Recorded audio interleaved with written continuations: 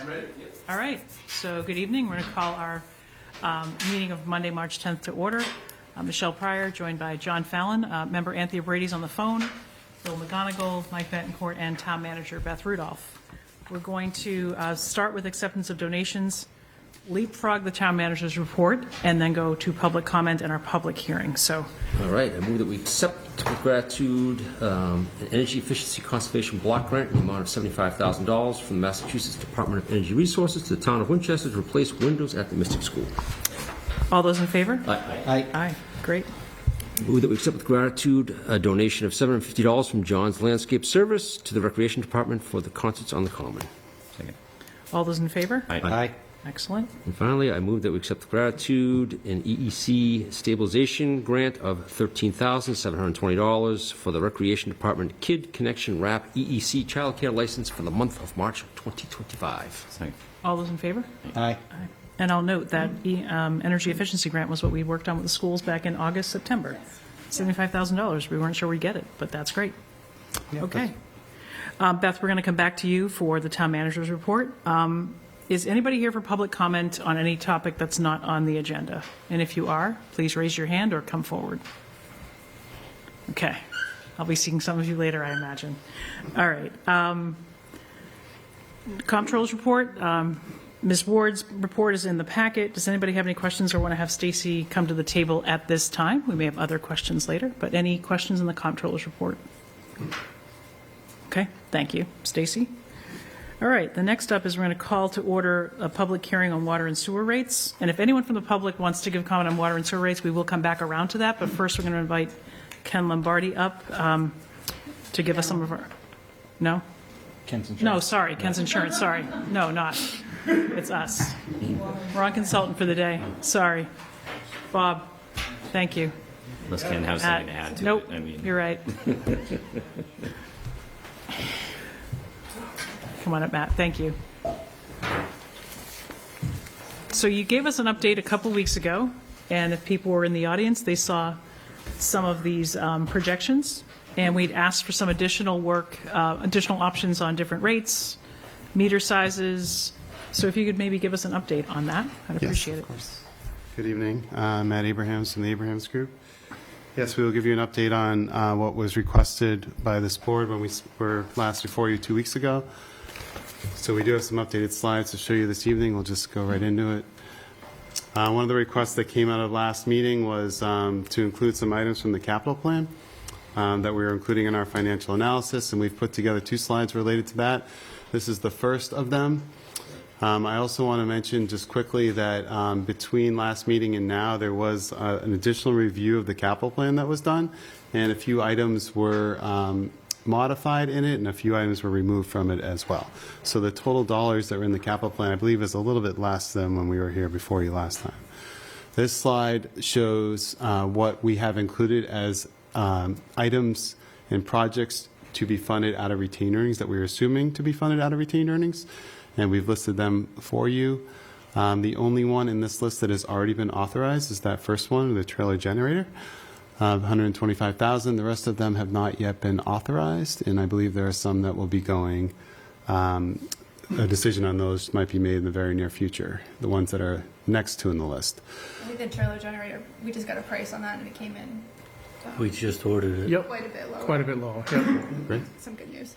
So these are projects and items in the capital plan. In that list, we have a total of $790,665 of which is not yet authorized. I did want to point out, though, that the MS4 permit compliance is also something that is funded out of retained earnings historically, and that is funded at $150,000 in FY26. I think it's planned to be funded at $150,000 in FY26, and for the other years in our analysis, we assume $200,000 each of those years. Did we assume 200,000 because we just have heard that, or we've heard that that permit fee is going to be going up after FY26? So, yeah, so it's, the current permit expired 3 years ago, and so EPA is in the process of reissuing a new permit. Okay. And so it's not a fee that we pay per se, it's consultants and other services that we pay in order to maintain compliance with the MS4 permit requirements. Okay. This next slide is the borrowing slide. So these are all the projects and items that we have assumed would be borrowed in our analysis. And we included most of them for you that we could fit in this list. There are a few others down at the bottom where it says other small projects that we couldn't fit, so we just put round total numbers there for those fiscal years. Those are the outlying years. So the water meter replacement program's in here, $4.5 million. That's a big one. The I&I projects, 8.9 total that's in the analysis. Now, I believe that one phase of I&I is about to be funded if it hasn't already. I think it was just funded, actually. So, yep. So this would be everything else in the plan beyond that. And then there are also a few projects that are currently short-term borrowed, and we are assuming long-term borrowings for those in the near future. So we did want to include that because we do assume long-term borrowings for those that have not yet taken place. And that includes the South Reservoir Dam at $5 million. Now, this, with the Chapter 110, only 13.55% of these debt service costs end up on rates. We just wanted to, point that out again. But these are the items and projects that we are included in the capital plan that we assume borrowings for. And now we're on to rate options. This board requested that we come back with options that show 7% in year one, and 8% in year one, and a 9% in year one. So we have that here for your review. This is the 7% one. And as you know, we always show 5 years, what the rate changes we believe would be over that 5-year period. And we're trying to target a certain amount of retained earnings. So the targets in the orange on the graph, we're trying to get the blue line to approach the orange, or at least trend that way. So we believe that if you go a little bit lower in year one, then we're looking at a little bit higher in year two.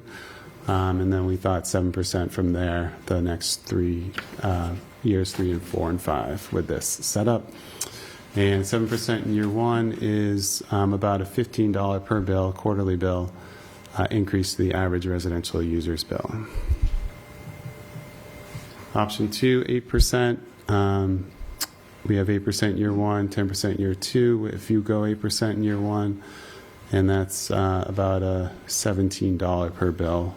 So Matt, can I ask a question? Yeah. So if I look at FY26, projected retained earnings as a percentage of budget goes down with an 8% increase, 6.9, it's 7.2 on the previous slide. So how does it, the deficit is smaller, the surplus deficit is smaller with an 8% increase than on the previous slide, but the retained earnings is lower. The retained earnings is lower here. 7.6%. Yep. So my guess would be that the following year is so are you looking at the 26 number when you say that? Yes. Okay. The 6.9 compared to the 7.2 with increased revenue and a smaller deficit, why would retained earnings go down? You mean the 7.6? Yes. Okay. So my guess, without looking at it, although I could look at it, would be that the following year is factoring in, because we do mimic the DOR calculation, and that includes what we think would need to be reserved in order to balance the budget the following year. So if you look at the percentages here, FY27, that 10% is a little bit of a lower increase than the 13.5 here. So I think we're probably assuming that we're bringing in more revenue in 27 under this scenario. Therefore, you would need to reserve less going into FY27. So that would be my guess as to why it's that way. Thank you. Hopefully that makes sense. Okay, 9% FY26. If you go 9% in year one, we have year two a little bit lower, 8.25. This would be an increase of about a little more than $19 to the quarterly bill for the average residential user. And then we also have this level plan. If you were looking at a level increase each of the years in our analysis, we think that's at 8.5% based on all the assumptions and projections that we have in here. That works out to be an $18-ish per increase quarterly for the average residential user. And then moving on, these next few slides, or I think the next 3 slides, is kind of new information for this board. Just it's informational at this point, but we were asked to take a look at what maybe looking at different changes per tier, different rate increases per tier, what that could look like. And just after the meeting that took place 2 weeks ago that I was here for, DPW provided a schedule of usage by tier. This was based on FY24 billings, broken out by residential and commercial. So we were able to take that usage and play around with different increases and what that might do to the bottom line or to billings. So I'll just walk you through this slide, the next one real quick. The top left of this slide shows you your residential tiers. You can see tier 1, tier 2, tier 3, what the usage is by those tiers. The next part down just below that is what was calculated as usage by tier for FY24 bills. So you can see that tier 1 was the heaviest usage tier. About 58% of the usage fell in tier 1, about 30% in tier 2, and about 12% in tier 3. So we just played around with some different possibilities here, and we looked at increasing rates by a different clip. We put 4.5% in tier 1. That's a rate increase of 4.5%, 8.5% in tier 2, and 12.5% in tier 3, which worked out to be an increase of about $450,000 in projected billings based on those changes. And that meant it increased the average residential user of about $16 per bill under that scenario. Then we did the same for commercial, same type of analysis. You can see that the usage by tier is very similar for both tiers for commercial, 48% tier 1, 52% tier 2. We did an 8.5% for tier 1 and a 12.5% for tier 2. That worked out to be a projected billings increase of about $150,000. If you add that to what we came up with for the residential increase shown on the prior slide, you're at a total of about $600,000 of projected billing increases. And just for comparative purposes, the 8% scenario that we showed on a few slides ago works out to be about $560,000 in revenue, and the 9% works out to be about $630,000 in revenue. So that $600,000 additional increase based on different rate increases for different tiers gets you right in the ballpark of what those two scenarios present. The average impact for the average commercial user is about $57 per bill under this scenario. So one thing I noted, if you go back to the residential slide, that average increase for a residential user of $15 is roughly the same as the 7% increase from 3 slides ago. Yep, that very well may be true. So the 2,900 cubic feet gets an average residential user into tier 2. So some of that tier 2 increase, 8.5, will impact Yep. the average residential user Okay. because they get into tier 2. Okay. Keep going. I'm just looking at that. If we did an across the board flat rate, the previous slide showed about $15 per quarter. This tiered structure gets you roughly a similar impact, certainly on the lower end. Okay. Yeah, but anyone that doesn't get out of tier 1, although we don't show that as a user example here, would only pay an increase of the 4.5%. Right. Yep. And anyone that's in tier 3 would pay a little bit more under this scenario.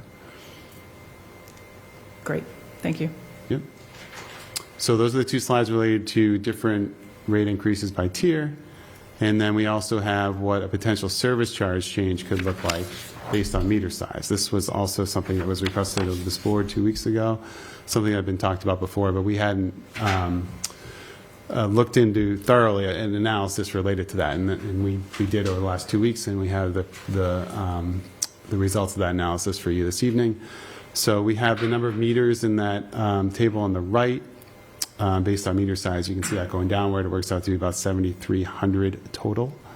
But I did want to caveat that these counts have not been confirmed yet, and they will be as the water meter replacement program goes forward. So in other words, there's not incredible confidence that these are accurate, I guess is probably the right way. You don't have a perfect census of Yes. all of the meters. Right. A lot of those higher ones are municipal buildings, which we wouldn't be charging.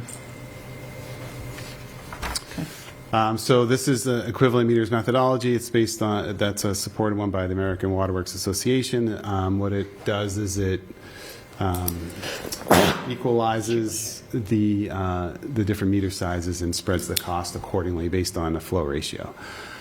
So we took the approach that we were going to charge, under this scenario, charge the same service charge for the smallest three meter sizes, 5/8 inch, 3/4 inch, 1 inch, and then work upward from there using the flow ratio that I just mentioned. And that's because those smaller ones are typically single-family residential properties. Correct. Yep. So currently, service charge $35 per bill, which you're aware of. That works out to be $140 per year. It's the same for all users. It generates about $950,000 in revenue annually. If it were to be updated to what we're looking at here, the 5/8 inch, the 3/4 inch, and the 1 inch meter sizes would pay the same as they pay today. And the other meter sizes would pay more than they pay today, and we believe that would, under this scenario, generate about $1.1 million in annual revenue. That's about $170,000 more than is generated today.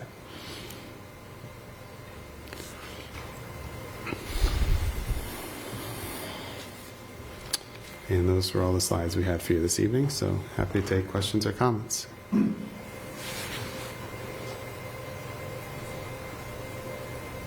I've been asking as we go, so I'm going to stop. Sure. Question for Stacy. Stacy, or maybe Matt or Bob, do we get any kind of federal clean water money or anything like that that we could look, that may not be materialized this year, or not very much?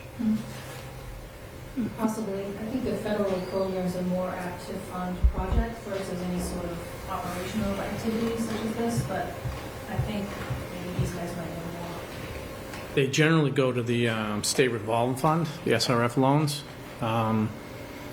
So we use the MWA loans off of that. I don't know if they're getting money through the federal government or not. But there's no direct subsidy to our operations? No. Okay, that's all. I just want to know, because No, but the money but the that was in MWA loans are 0% interest, Right, yes. 10-year loans. Like it's Right. an excellent absolutely. deal for the community. Yeah. Anthea, any questions?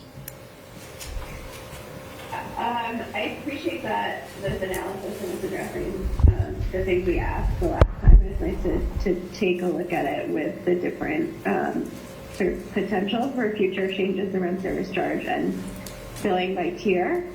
My question would be, because I think these sort of different options are a little bit more. And the FY27 number is a little bit more palatable looking at these options versus what was shown previously. Is there any, recommendation from town manager or DPW on one of these as it pertains to projected earnings?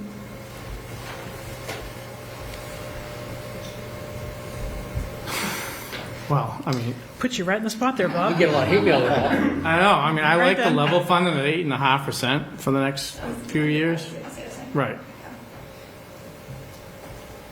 And then over the next year, we could have a working group or something to kind of look at the tiered, because Matt has a nice program where you can put in different numbers and stuff, and it'll spit out, what we can generate.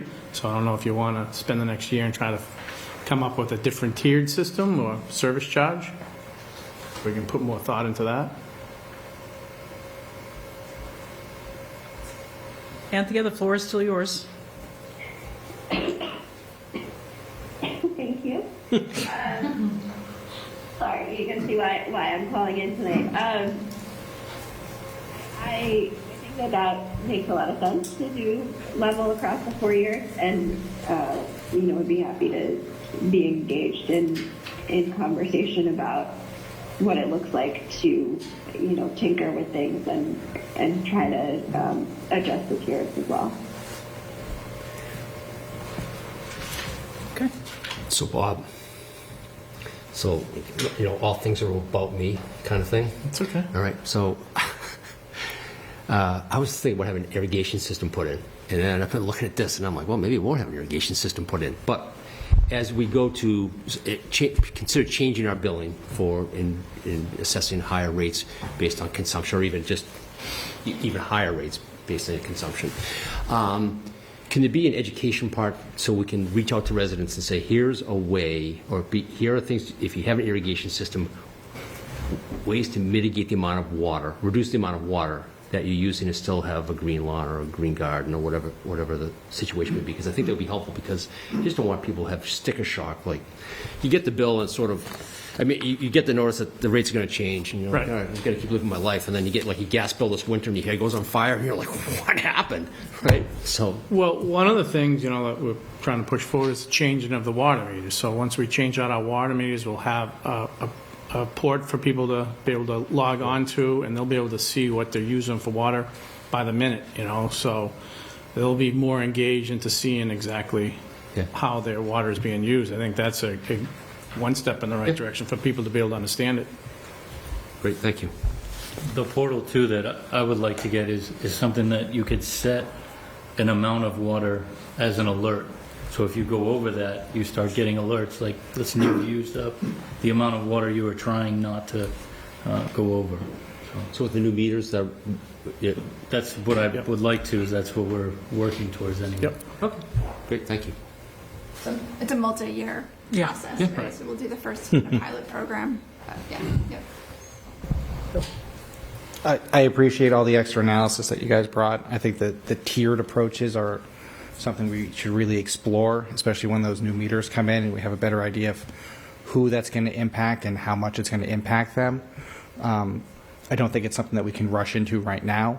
So when it comes down to the different plans, I mean, my general philosophies fall into one of two buckets often: big down payment up front, or do everything as level as possible. A big rate hike right now is going to be a little unappetizing for a lot of people, so the idea of being a little bit more stable makes a lot of sense to me, and I appreciate you guys giving us those options, or giving us those numbers. Mike? Yeah, the same. Thank you for the analysis.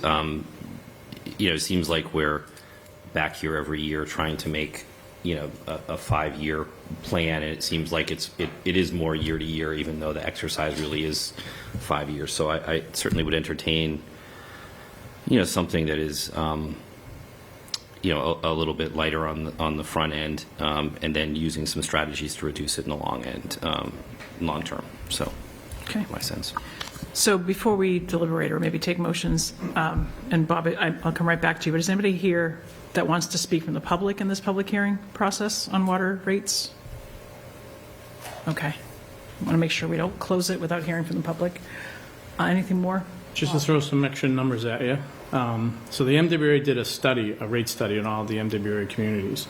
The average bill of MWA communities is $2,100 a year. Right now, Winchester's at $1,045, so we're well under the average bill. That doesn't take into effect the Chapter 110. If you add Chapter 110 to it, it's about an extra $700, so that would put us to about $1,750, so about $350 less a year than the average. That's where we stand right now. That's really helpful. Yeah, Thank you. it is. Okay. So I think for me, thank you, Matt, for all of my random questions. I think, I'm not sure I'm on board with 8.5, though I appreciate the predictability, Bob, that you'd like to see. I'm probably more in the 7 or 8% range, but I think we ought to, before we go to tiers, which I think could make, it's certainly a shift for billing, I think it's a shift for education, but it does have more of a pay-as-you-use component, but that seems like a lot to pull off potentially this year. But I would think the updated service charge, like $170,000 by just charging less for 1.5 inches up to 4 inches, is that a reasonably easy thing to implement? It gives $170,000 in additional revenue, and then we set a rate of the 7 or 8% range for everybody else. So my only issue with that is our records aren't really good enough where I feel comfortable doing it.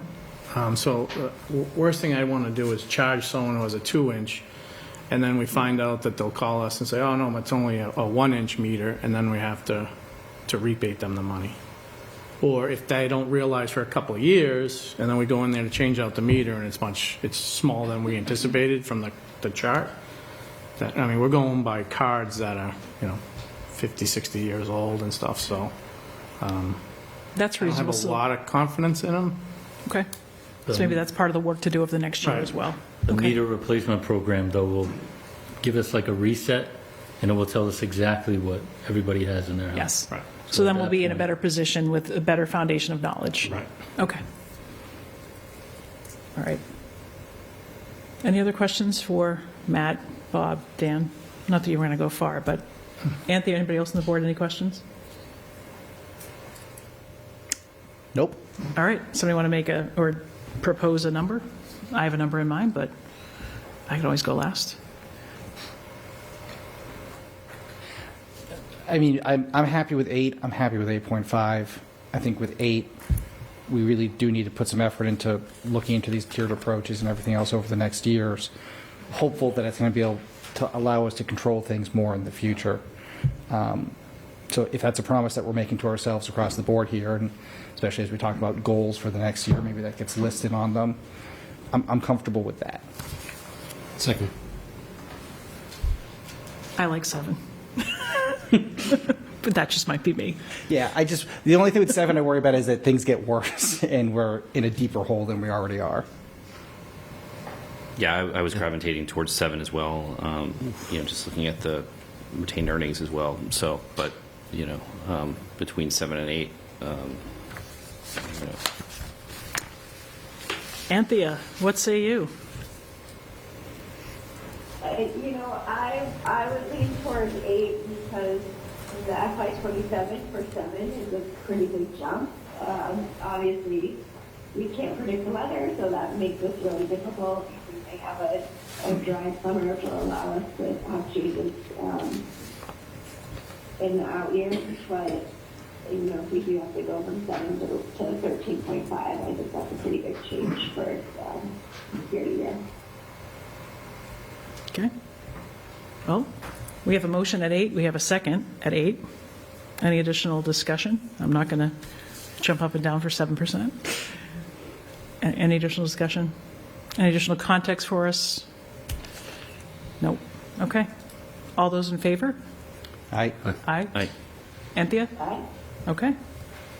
8% it is. And thank you to John Fallon for the article about water bills in Greater Boston, which was in our packet, and thank you, Beth, for throwing it in there. But I think, Bob, it kind of gets to the education piece. So, the meters being replaced will be in education, irrigation. But I think that we get this a lot. Sometimes you see it on Facebook and other threads. Why are our bills going? So, I mean, the MWRA comparison is relevant, I think, for the town, but I think it's the big piece of that article and the big piece of this is infrastructure. It's not just the reservoir dam, it's pipes, it's upgrading systems, it's maintaining. And I think for our customers, we're going to, we took this vote tonight, it's March 10th.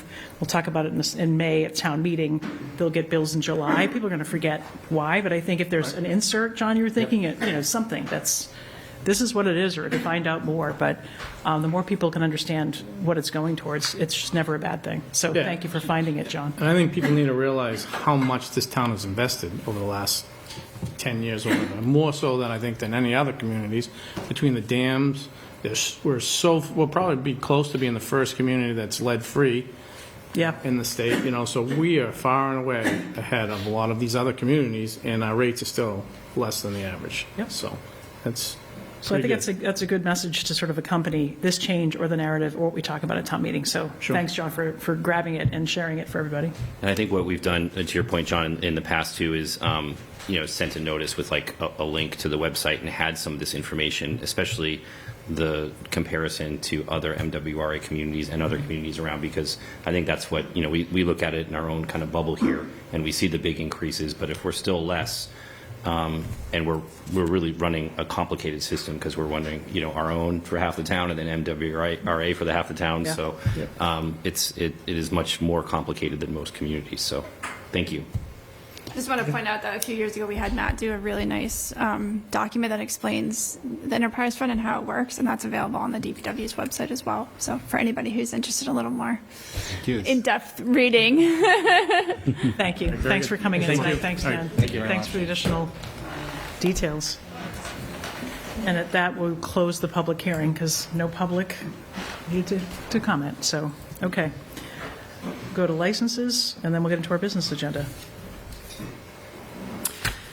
All right. Let's see here. Move that we approve the common victual license in use of sidewalks for commercial purpose permit for Frozen Hoagies, 534 Main Street. Second. Any discussion? This is just so they can put those 2 or so little tables outside? Yep. Awesome. Same as previous years. Fantastic. Okay, all those in favor? Aye. Aye. Anthea? Excellent. I think I heard that time. Okay, next up, come on up, Ann. Vote to approve the issuance of general obligation bonds and Series A and B notes to the town. Hey, everyone. Ann Gill, Town Treasurer. Tonight you'll be signing some borrowing documents. Hopefully it won't be too long a night because there's That stack in the chair back there? Yep. Okay. So I'll just give you a summary of what you will be signing off on. The first item is a bond anticipation note, Series A. This is a renewal on the Washington Street affordable housing acquisition. It's Washington Street and Swanton Street. It's $4,050,000. The second one is also a bond anticipation note, Series B. The total on this is $30 million. I need to put my glasses on. Don't have another zero there, Ann, please. $334,517. This includes Morocco Culvert, Arbor Lane and Wendell Street area pumping station. Those are both renewal items. And new items would be Lynch School construction and Cambridge Street water project. The final item you'll be signing off on tonight is 2025 general obligation bonds. The total on this is $25,835,000. The items included here are the Lake Street Bridge, borrowing additional Lake Street Bridge, Arbor Lane and Wendell Street area pumping station again, South Reservoir Dam feasibility and engineering, the Vector truck for DPW, and Lynch Elementary School construction. Okay. And I know we got a favorable rate on those. Yes. So that's great. And the ban for Washington Swanton is another year? Correct. Okay. Yes. Anybody have any questions for Ann? We kill a lot of trees with those borrowings, but no? Okay. All right. I move that the Select Board approve the issuance of general obligation bonds and Series A and B notes of the town and to execute any closing documents related thereto. Second. Any additional discussion? Nope. All right, all those in favor? Aye. Great. Aye. I vote yes as well. Thank you. Don't go far, Ann, actually. Yeah. We're going to do spring warrant articles. Maybe we can start with yours, if that's okay. Sure. Well, where'd my handout go, Beth? Oh, it's behind my monitor. There we go. Okay. So, on the warrant, the unnumbered warrant so far, but one thing that Select Board is sponsoring and Ann has helped bring to our attention is disposition of abandoned funds and take any action related thereto. So, Ann, if you could maybe, I know you wrote us a memo, it's in the packet, but what do we do now and how long does it take to potentially reclaim abandoned funds? Does this accelerate that process or do we still have to go through fine mass money? If you could just talk about kind of like, does it accelerate the timeline? Is it less work? Do we realize the same money or more or less? It takes longer if we go through the state. Absolutely. So accepting the article on the local level puts the whole process into the treasurer's office. I still have to follow the state statute as it's written, but instead of sending the money to the state and then getting it back who knows how many years later, we actually can complete the process in-house, which typically will take around 3 years. And how much longer when you go through the state? You're probably looking at 8 So, or plus. Oh, wow. Yeah. And the bottom line is all the steps in the statute I have to do regardless of whether the money stays with the town or whether it gets sent off to findmassmoney.com. So how many right now, if it takes 8 years for the state or 3 years for us, what's kind of the quickest loop or what's the average amount of time we have just uncashed checks and just abandoned money? 5 years before? I'm just picking a number, but. Do you mean what the process is? No, or just or- generally from, what's maybe the fastest you've been able to resolve a thing, or how many of these accounts are just lingering? Okay. And are they lingering on average for 6 years or 5 years? So I've been in the treasurer's office for a year and a half, and from what I can tell, the process has never been done. So I'm starting from scratch. And typically, the process should only take 3 years. At this level, we've sent out just letters at this point. We've been able to reissue approximately 30% of uncashed checks, which we think is pretty good. But we're ready to move on to the next steps. And how many accounts are we chasing down, or how many sort of like unique transactions are you How tracking? many checks? Yes, okay, checks. Probably 650, Okay. around there.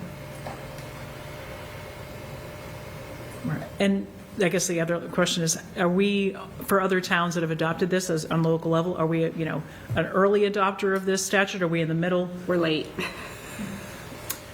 I was hoping for a different answer, but that's okay. We're late to the game. Okay. But there's no risk. It's legal. It's allowed. And you think you have the capacity to do it, or you Yes. and your office can get a process going to do it. Yep. And we'd realize some amount of revenue back. Well, Maybe. maybe.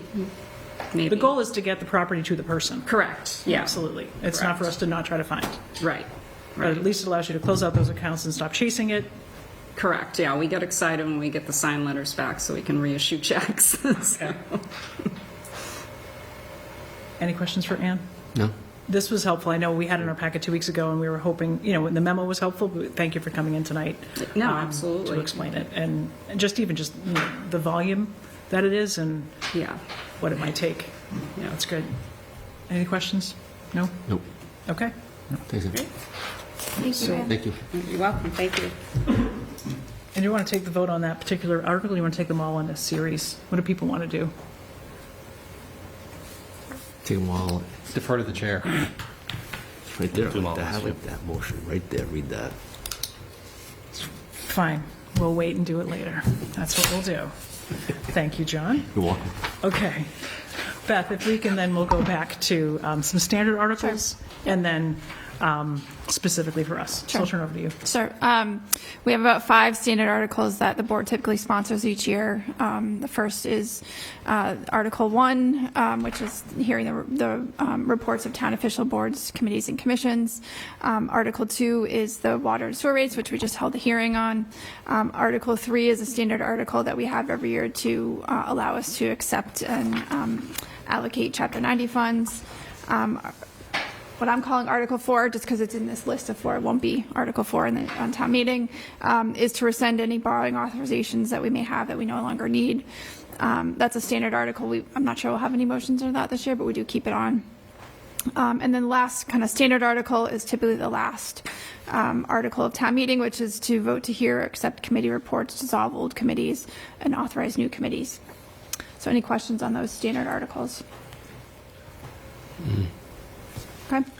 The next one that's listed on here is supplemental funding for the Morocco culvert. So as folks who live in that area know that there's the contractor did mobilize to the site, and then they've kind of been stalled in terms of the construction as we've been working through some issues with the MBTA on some constructability and means and methods issues. So it's likely that will require some additional funding for that project. We are still working through what the exact number will be for that, but we do have this article on there to supplement the funding for that project.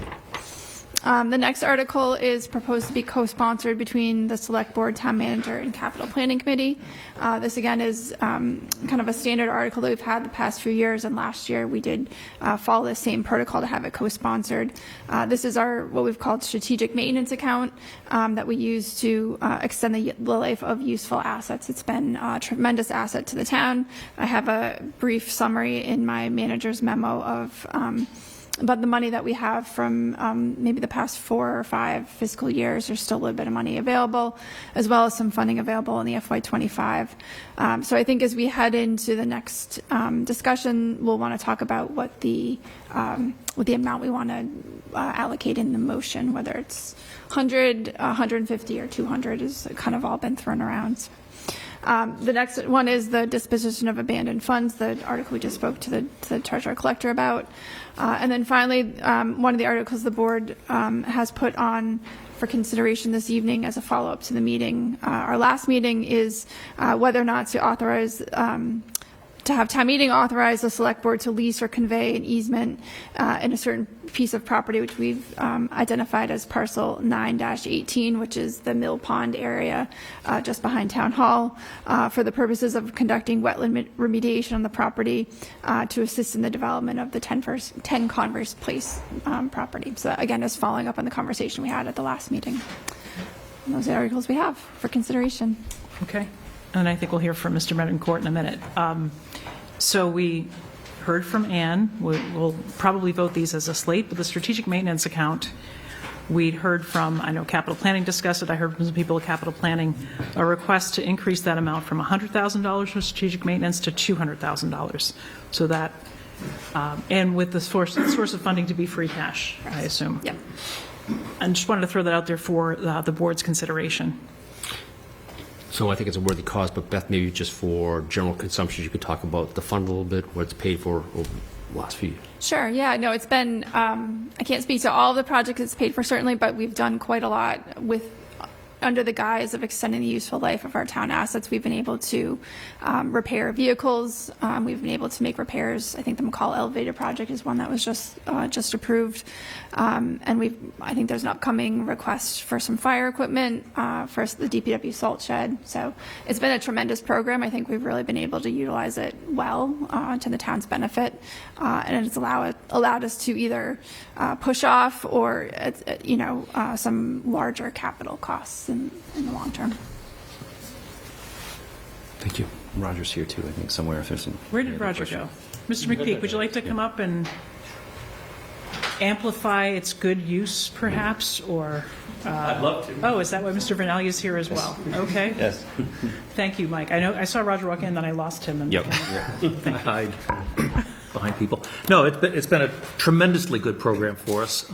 It's been running on now for, I think, this will be 6 years coming up, and we've been able, as Beth has mentioned, we've been able to do things, everything from pieces of equipment that we've been able to extend them for 3 to 5 years by putting some money in, timely money in when we see things going south. We've done things like boiler repairs that we've been able to keep systems online. We've done elevator repairs. It's been across the board where we have these capital assets and we see if we can get some money into them now, we can keep them going and we don't have to go through a delayed process of perhaps going through a reserve fund transfer and going through all of that, or missing a capital cycle, perhaps the equipment deteriorating further. So it's been a very successful program for us. We started out at $100,000. If you look at the time since we did the initial $100,000 to today, the CPI has gone up by 26%. So we've lost that amount of spending. In response to that, last year we raised it, or the $200,000. I think we would be doing ourselves a disservice by moving backward on that and saying, I know we're in some tough financial times, I recognize that, but when we've got our FinCom members going, this is the one place not to be cutting. This is one place not to be taking money off the table. There's a lot of other places that we may need to take some money off the table in order to meet our budget needs. This has been a good program for us. I find myself in the unenviable position of saying to the town manager, please let me get you more money. But that's where we're at. And we just think that removing this, and the needs are not predictable. It's because something's breaking or something has broken, and so you'll see the funds sometimes have money left in the back of them. Sometimes they go to zero. And when they've gone to zero, we've gone back into the prior years and pulled money forward in order to make that year work.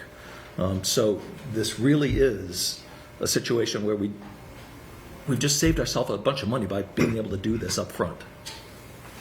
So it's a fund that gets used every year. You just don't know where and when. Exactly. Right? And I was going to ask about Finance Committee. You have 2 reps on your committee, and they were in favor of increasing this appropriation. Yes. Okay. But in fairness, we're asking to keep it where it was last year. Correct. We're not asking to really increase it, just Get it back to last get it- year's level. to keep it at the same level it was last year. It's a good distinction. Thank you. Go ahead, Bill. Oh, no, I think it's a fantastic program. It's a perfect representation of a stitch in time saving 9. And I think by putting it up to $200,000 is a way for us to extend the life of a lot of important pieces of capital and help alleviate emergencies in our budget down the road. And so this is a step of prudency that can't be overvalued. I'm going to go to Anthea next and then Mike. Anthea, any questions, comments, concerns? I don't think anything to add. I think it makes sense to continue at the same in funding as last year. Okay. Mike? Yeah, it's a no-brainer. It's been great. Thank you, guys. Appreciate it. Okay. So I think we can vote the warrant, but I think we should at least make a specific vote to increase that amount. Make sense?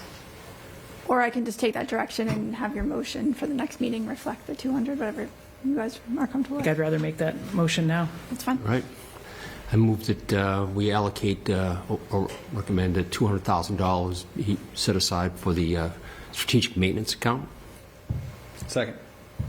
Okay. All those in favor? Aye. Aye. Aye. Excellent. Okay. Thank you so much. Thank you very much. Thanks for coming in. Thanks, guys. Okay. And now, I believe we can take up the rest of the slate of All our right. articles. I move that the select board approve the warrant in substantial form as presented. Second. So I think you're approving your select board. Select board warrant, yes. Warrant articles. I move the select board approve the select board warrant articles in substantial form as presented. Sorry. All those in favor? Can I just? Oh, yes. We're still looking to get some feedback from Concom on the 10 Converse Place one. Correct. And just so everyone in the audience is clear, this is just for the sake of easements. It really doesn't have to do with the final building or the layout Correct. or anything like that. So it's, It's a placeholder should we wish to take that action with town meeting. Yes, thank you for saying that. So, I think there's a lot of concern over the project, so we want to make sure people understand. And we'll have very limited involvement in the overall project. Yep. You know, as far as select board's concerned. okay, so John made the motion. Did Mike, Second. did you second I it? think I did. Yeah. Sound right? Okay. Yeah. Any additional discussion? I think we've talked about each of these articles tonight. Okay, all those in favor? Aye. Aye. Aye. Excellent. Thank you. Okay, If I could just for a minute, we could just maybe talk about schedule. So the warrant closes on Friday, the 14th, and then we'll move right into developing the motions. The motions are due to the town manager's office on March 28th. It's not as hard and fast a deadline as the warrant is, which is a charter bylaw deadline. The motion deadline is really sort of our internal deadline to make sure we can pull everything together in time and have council review everything. So the board is meeting on the 24th, which will be the first meeting with your new board. And so my intention is to present the motions that night. And I think it's worth the board considering tonight and then again on the 24th, whether you're comfortable voting them that evening or you'd like to schedule another meeting either before the 28th or on the 31st to vote the motion. So just throwing that out there in terms of process over the next few weeks so we can get that all in place. and we'd be voting our motions on the 24th. Correct. You will so- be voting all of the whole warrant on the 7th. Right. And that will be the final document that's printed and sent to town residents. But on the 28th, you're just voting the motions for these articles. Yes.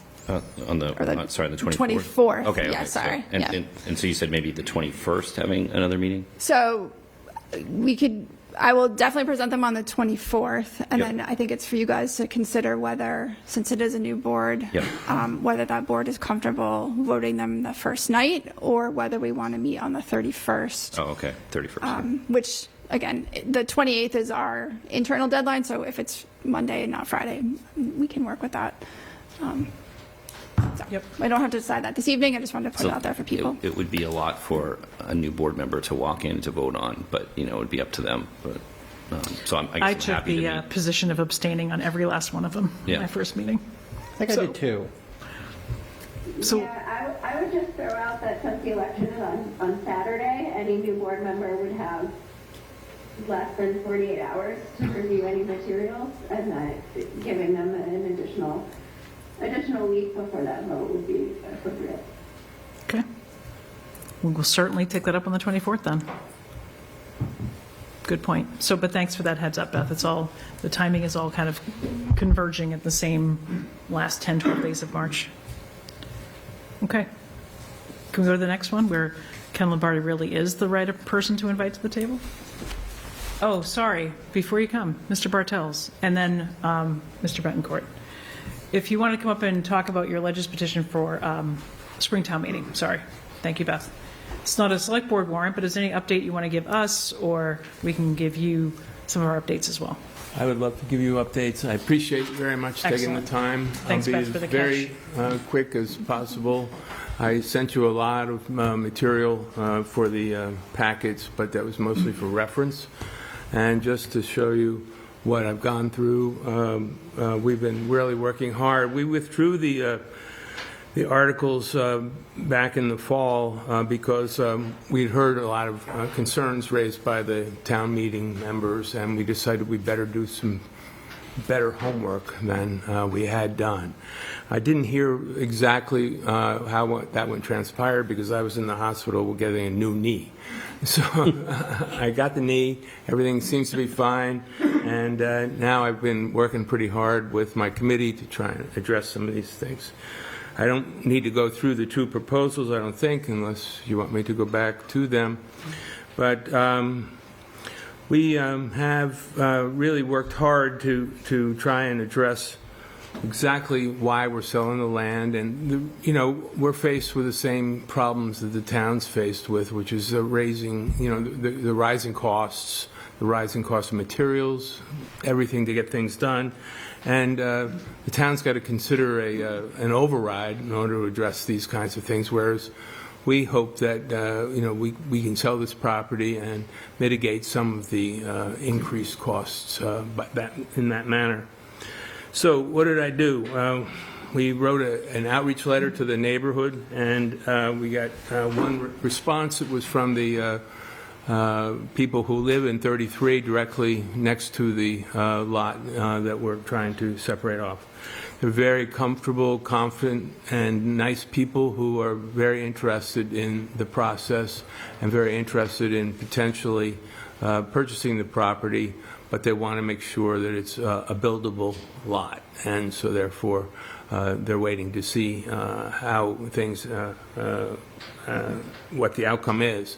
I have been further in contact with them, and I wasn't able to get it in the packet, unfortunately, but I was able to get them to mark trees that they were worried about being cleared on the lot if they didn't own it. And so I have, and I can email it to you, you can all look later, but all of the trees that they earmarked were in the buffer zones between their house and the property, or in the setback region. And there were no trees that they had earmarked that were considered, except for one that was right on the line.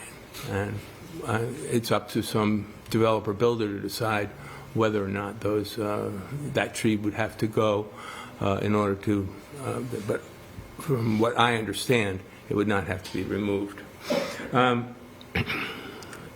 I prepared a survey of linkage fees after meeting several times with the Housing Partnership Board, John Sherbier, and I really couldn't get my arms around either committee about having individual single lot builders being charged a linkage fee.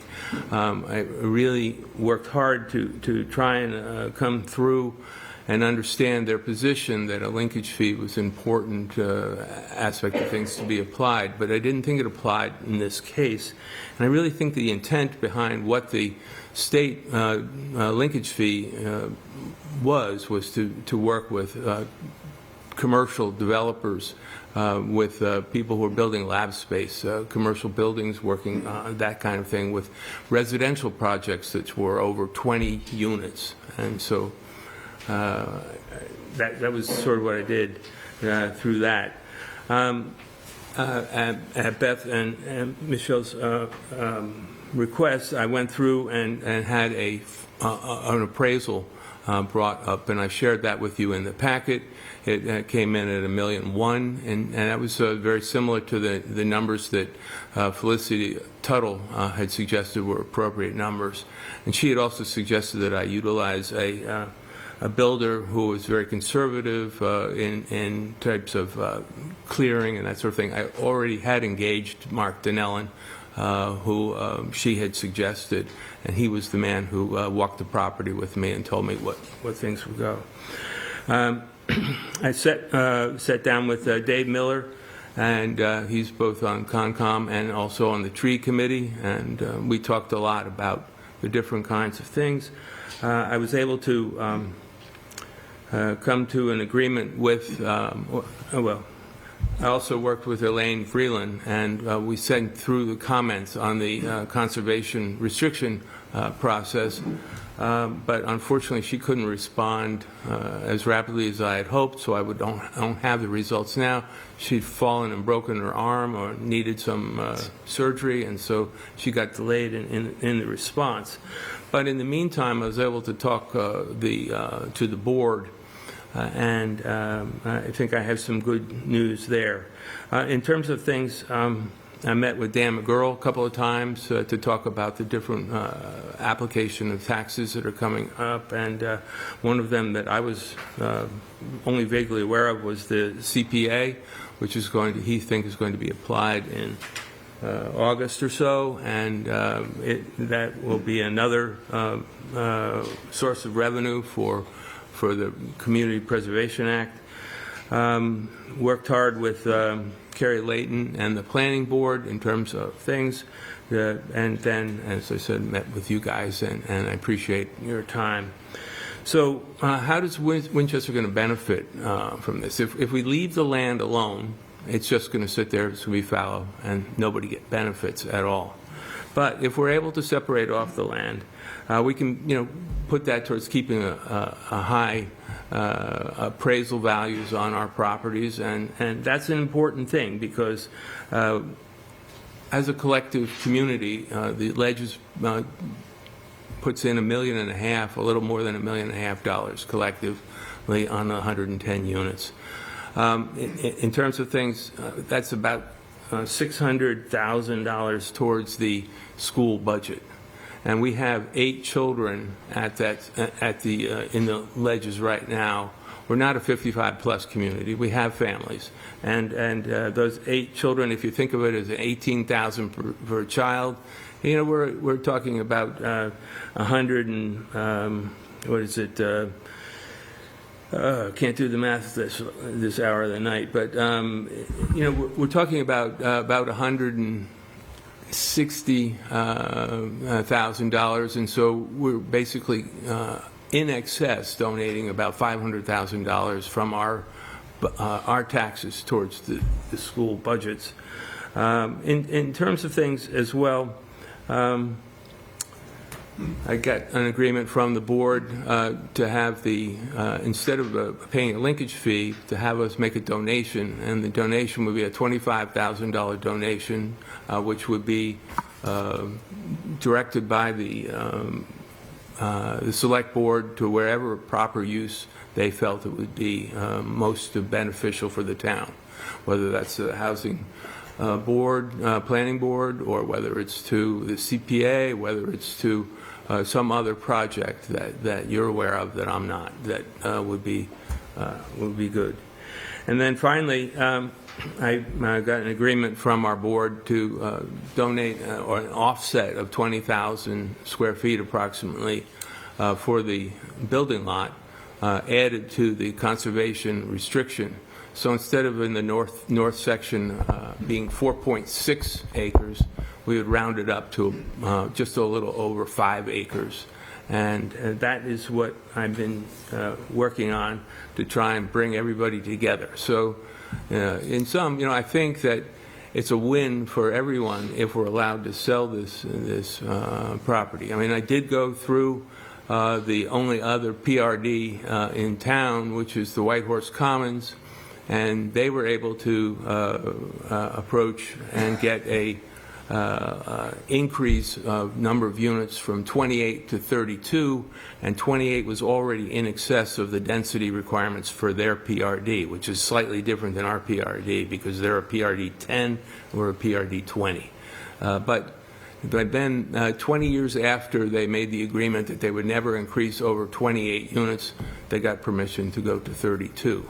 We're not asking to increase the number of units. What we're asking to do is separate off a piece of property that completely complies with the building codes in terms of things, and also to be able to still maintain our density requirements within the PRD for PRD 20.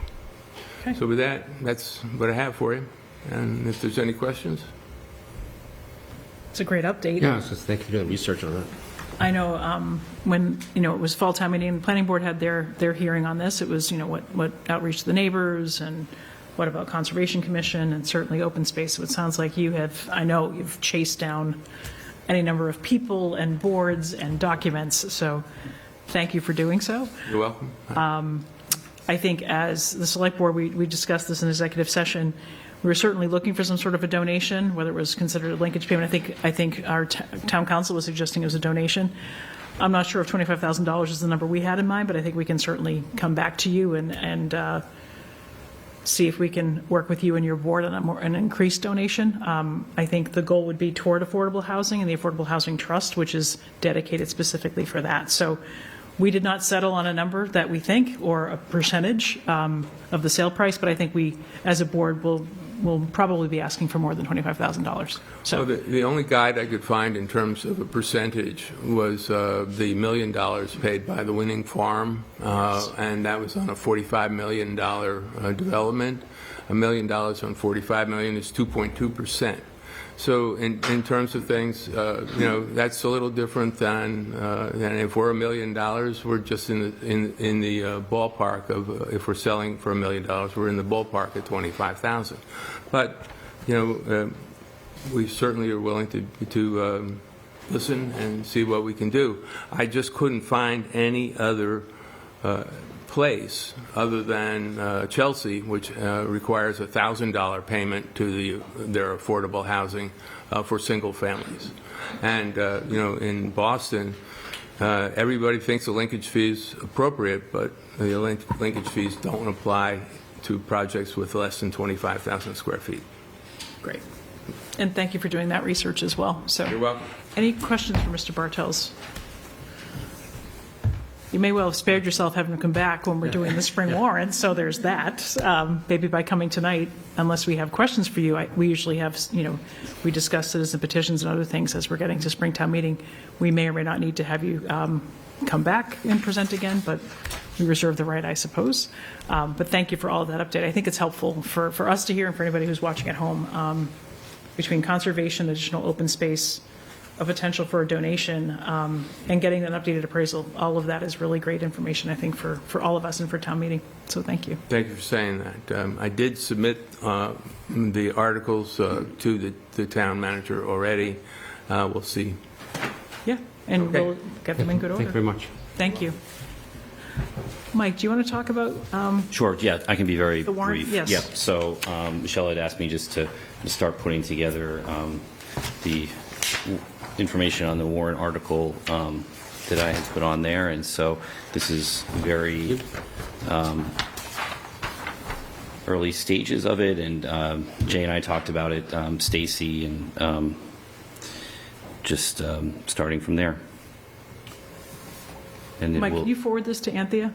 oh yeah, I'm sorry. Do you have it Anthea. as PDF? Let me see if I can find it. Thank you. Sure.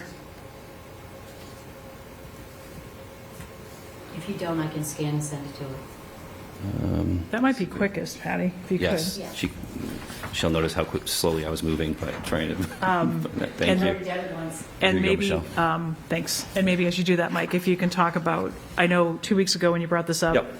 there's some additional questions around school committee, superintendent, sort of where the district is in this initiative, in this idea. And Yep. Anthea, we'll get it to you, I promise, as soon as possible. But maybe any additional kind of updates or new information for the board? No, I've met a couple times with the budget subcommittee and member of the school committee, superintendent, and so we've just been talking about how to kind of mobilize this. And part of the issue as we start the State of the Town committee and we embark on this literacy initiative, which is going to be a multi-year investment for the community, which involves professional development, curriculum changes, and other ancillary costs, is to have some visibility into what those costs might be, right? So what I'm proposing is just a pilot program, $100,000, to fund professional development for teachers around some of these literacy initiatives, so we can be a little informed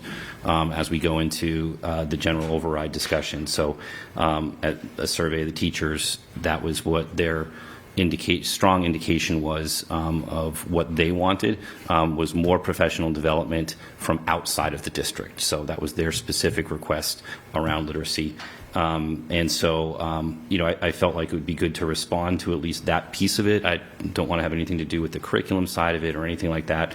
And it's more of a resource for the schools, and the superintendent will be managing it, but also to come back to us, provide some data around what worked, what didn't, and provide that information to town meeting as well, as we're asking for future funding requests, which are, when we're looking at the literacy and we're looking at other communities, are not in the thousands, they've been in the millions, right? So this is a problem that we've identified over the past few years, and we're slowly moving towards solving it. And I know a lot of communities kind of jumped right in and purchased new curriculum and did some things and have a little bit of buyer's remorse around that.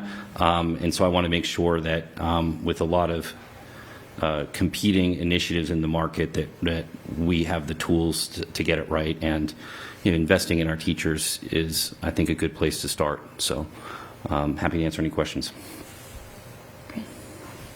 So I think one decision for us as a board is, do we wish to sponsor this as a select board? Obviously, Mike can put it forward on his own. So that we'll come back to that question. But any other questions for Mike, or is this relevant if we want to discuss this as a sponsor as a board? So I'll open it up to the floor.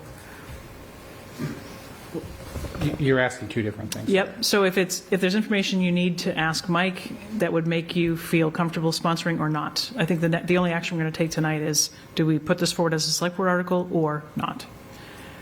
And then if it's on the warrant, it will be on the warrant one way or the other. So if it's on the warrant as a select board article, we should discuss that we want to put it on, because tonight's the time to do that. And if it's going to go on the warrant under Mike's name, we will take a position on it, and when we vote, our positions on all the warrant articles. Okay. So can I ask, this came up at the last meeting when this was raised. I know you've met with the budget subcommittee, and that the superintendent was there. Has there been any additional sort of conversation or documentation from the superintendent or from the chair of the school committee that supports putting this article forward? Because I think what I stated before is that I would just I think I fully agree that we need more money towards the literacy program right now, but I'm uncomfortable with us putting this forward versus if it's us jointly with the school committee.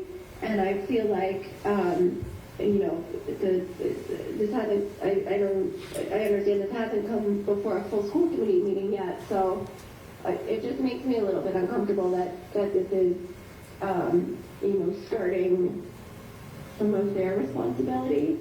And there is an upcoming pilot of literacy curriculum in 25-26, and so, whether the professional development is going towards just those teachers participating in this curriculum pilot, or if it's, would this be district-wide?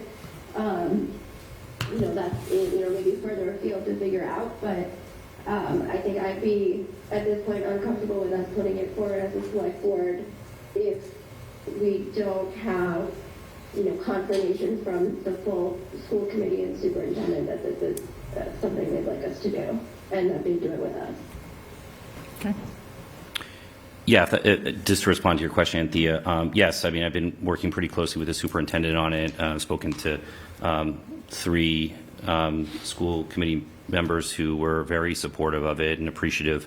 And as I said, I went to the budget subcommittee as well to discuss it there, being a financial article. I felt that was more appropriate than the policy subcommittee. I reached out to the chair a couple weeks ago, have not heard back, so I will reach out to her again.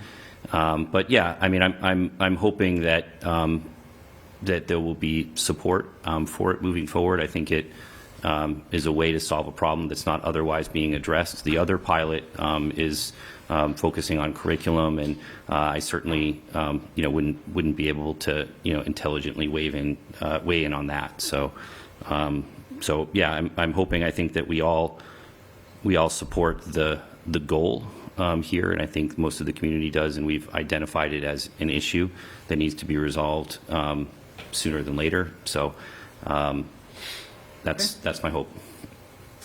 I unfortunately now have a lot to say. Oh, go, Anthea, if you're not done, go ahead.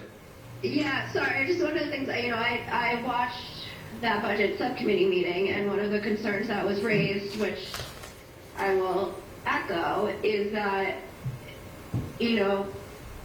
if we put $100,000 of free cash towards this, which goes towards the school's budget and ultimately professional development, and obviously the school department is working on, the school committee and the superintendent are working on their updated budget and revising things for what ultimately comes before town meeting. Often what happens is on the floor of town meeting there tends to be some contention. So how would we know that this would stay and somebody wouldn't say, let's motion to remove $100,000 from the school's general budget, in which case it's a zero-sum action. So I just I think there's a lot of things to think about in doing this, and I'll just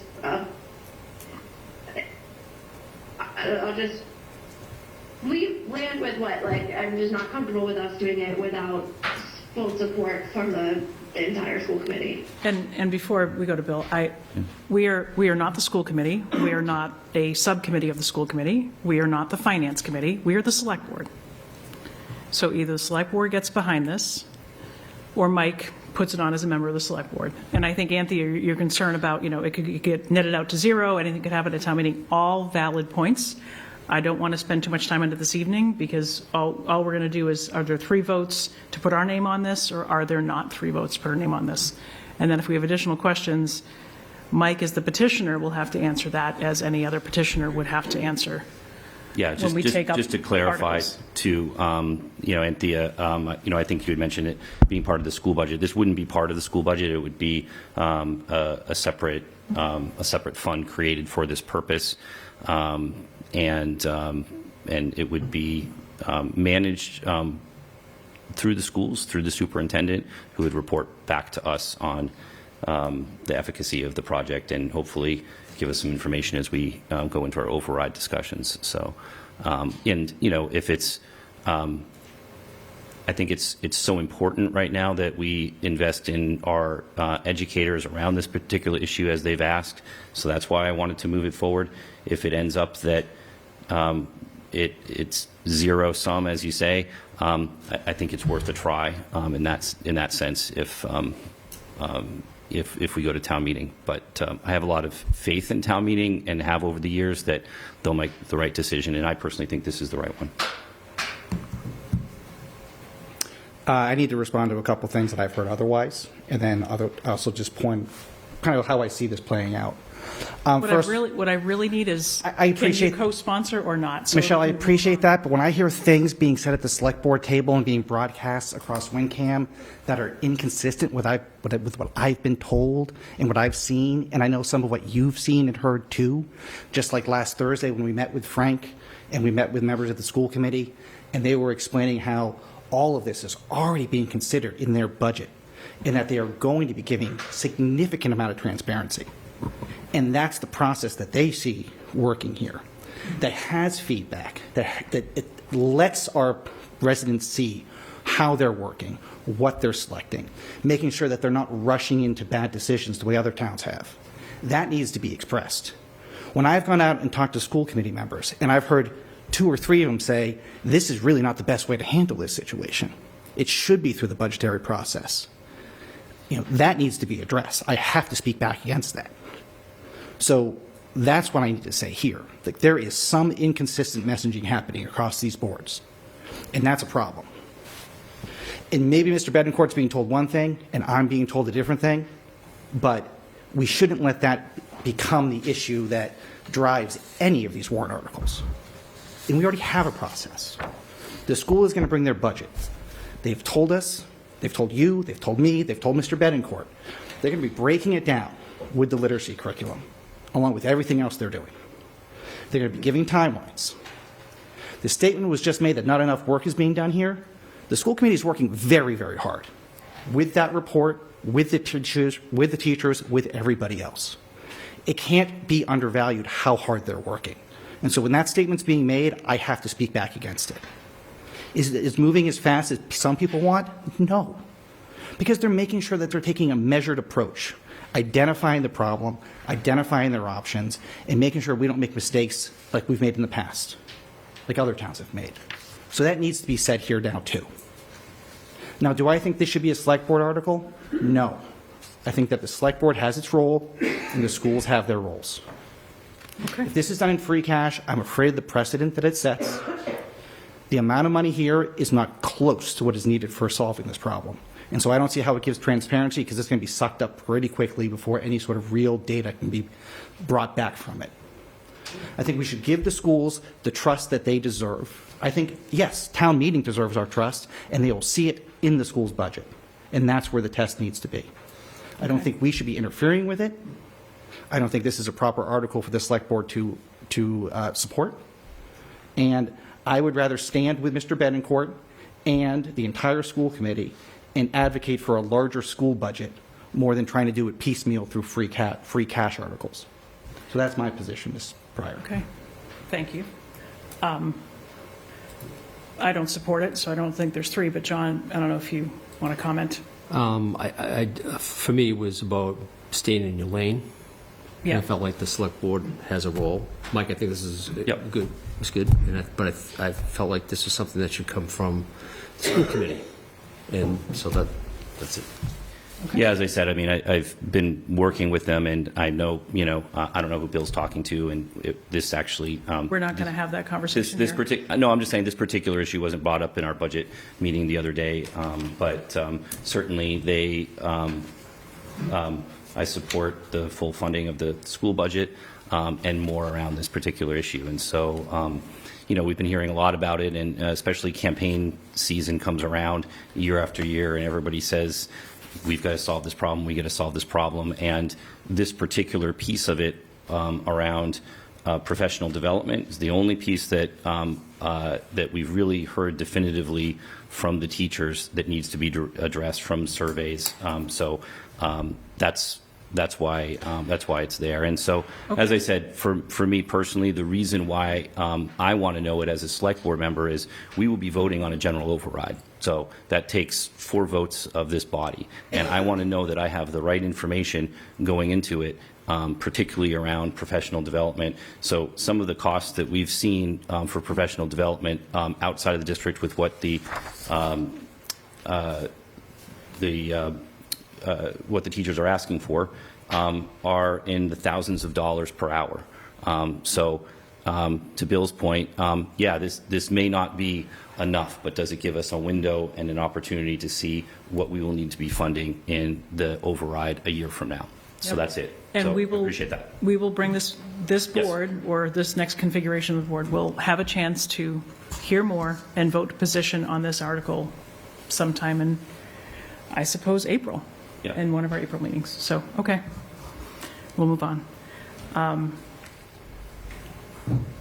Now health insurance. Finally, it's the time. And then Megan and Colin, government regs will be next.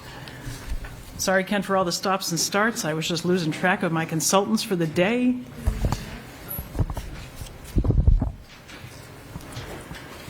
I don't know if you need me at the table, but I'll come up to the table. Stay there anyway.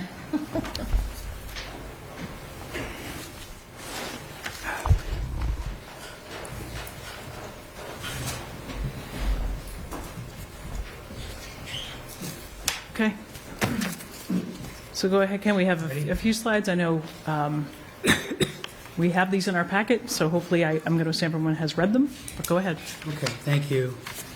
Good evening, and thanks for inviting me to speak before the Select Board this evening. Ken Lombardi, NFP Insurance Advisor. The reason why we're here this evening is my office has made a recommendation to the Select Board to consider applying Sections 21 through 23 to help mitigate this year's healthcare plan renewal. So it's a little bit of context. We've kind of put a slide up here. The whole reasoning was to kind of give you some history on what's been going on with the town's healthcare plan for the last, looks like 17 years now.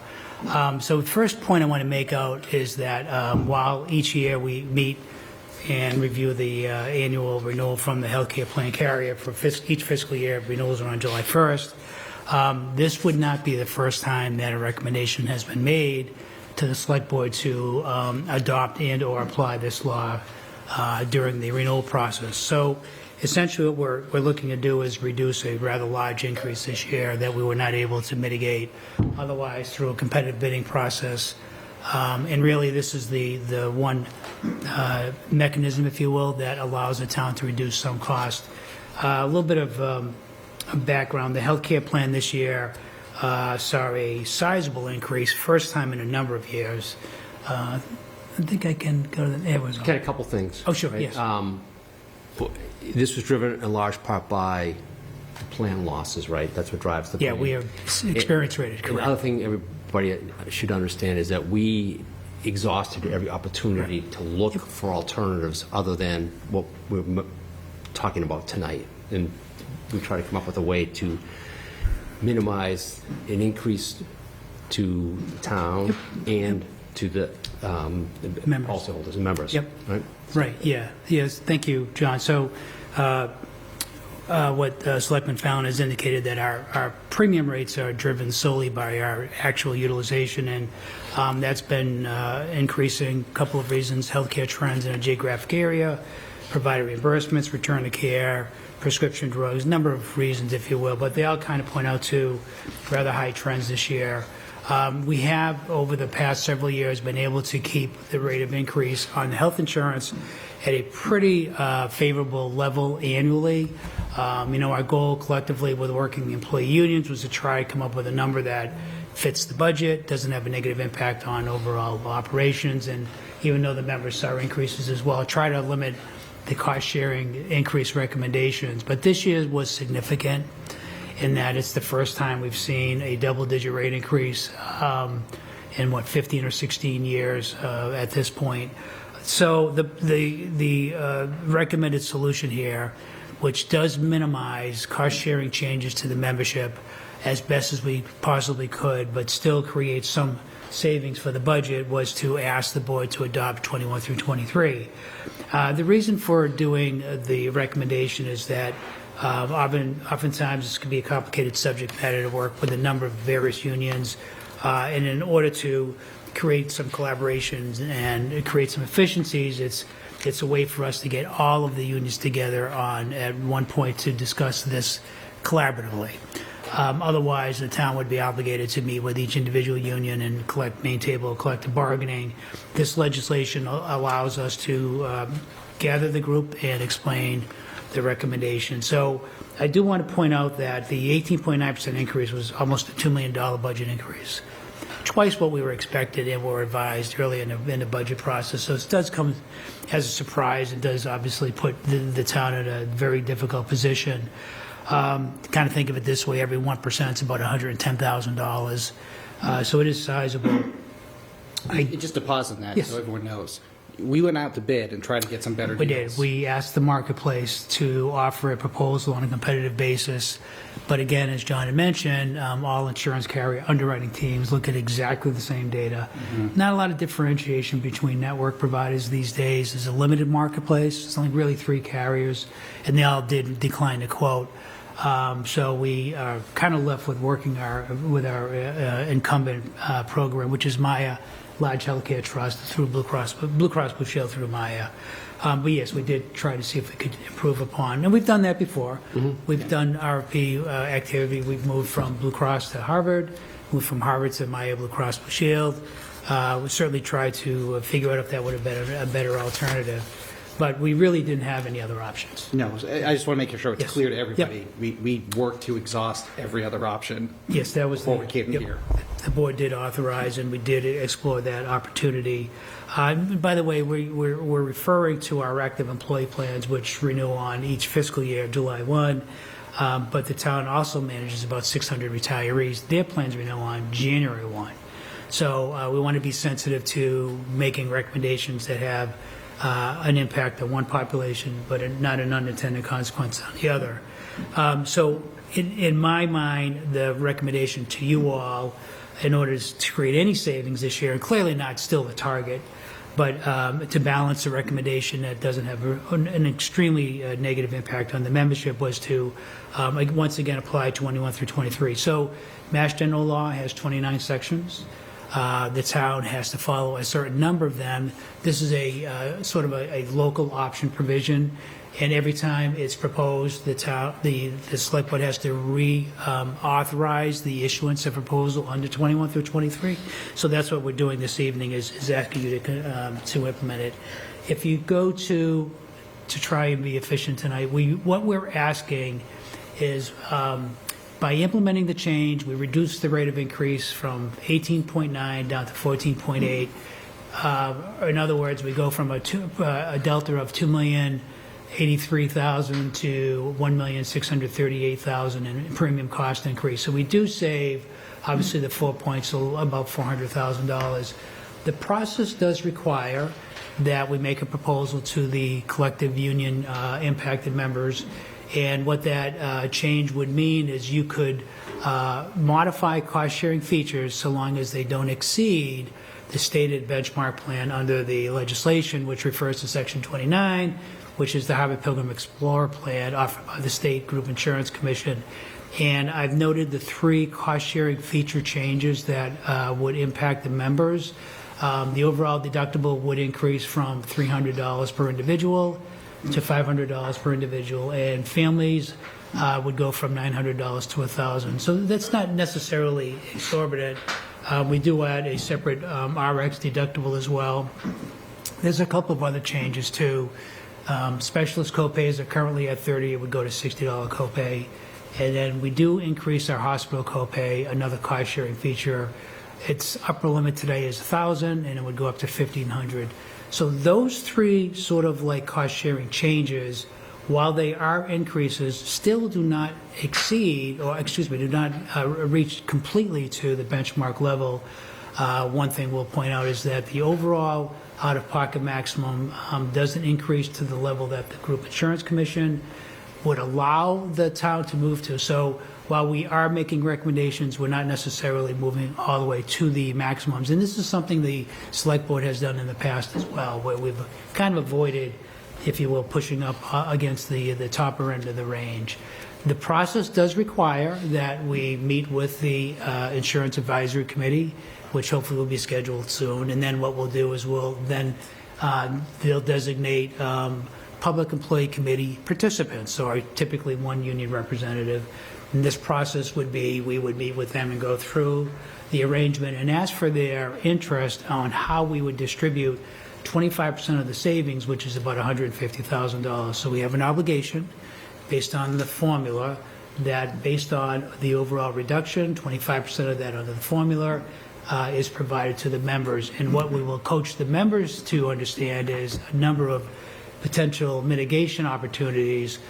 They could range anywhere from a partial premium holiday to setting up or adding to an existing health reimbursement arrangement established by former PEC agreements. where they could recommend that some of our negatively impacted members, based on these cost-sharing features, could get reimbursed for that exposure. So we've got some flexibility here. There may be some other things that the unions might be interested in.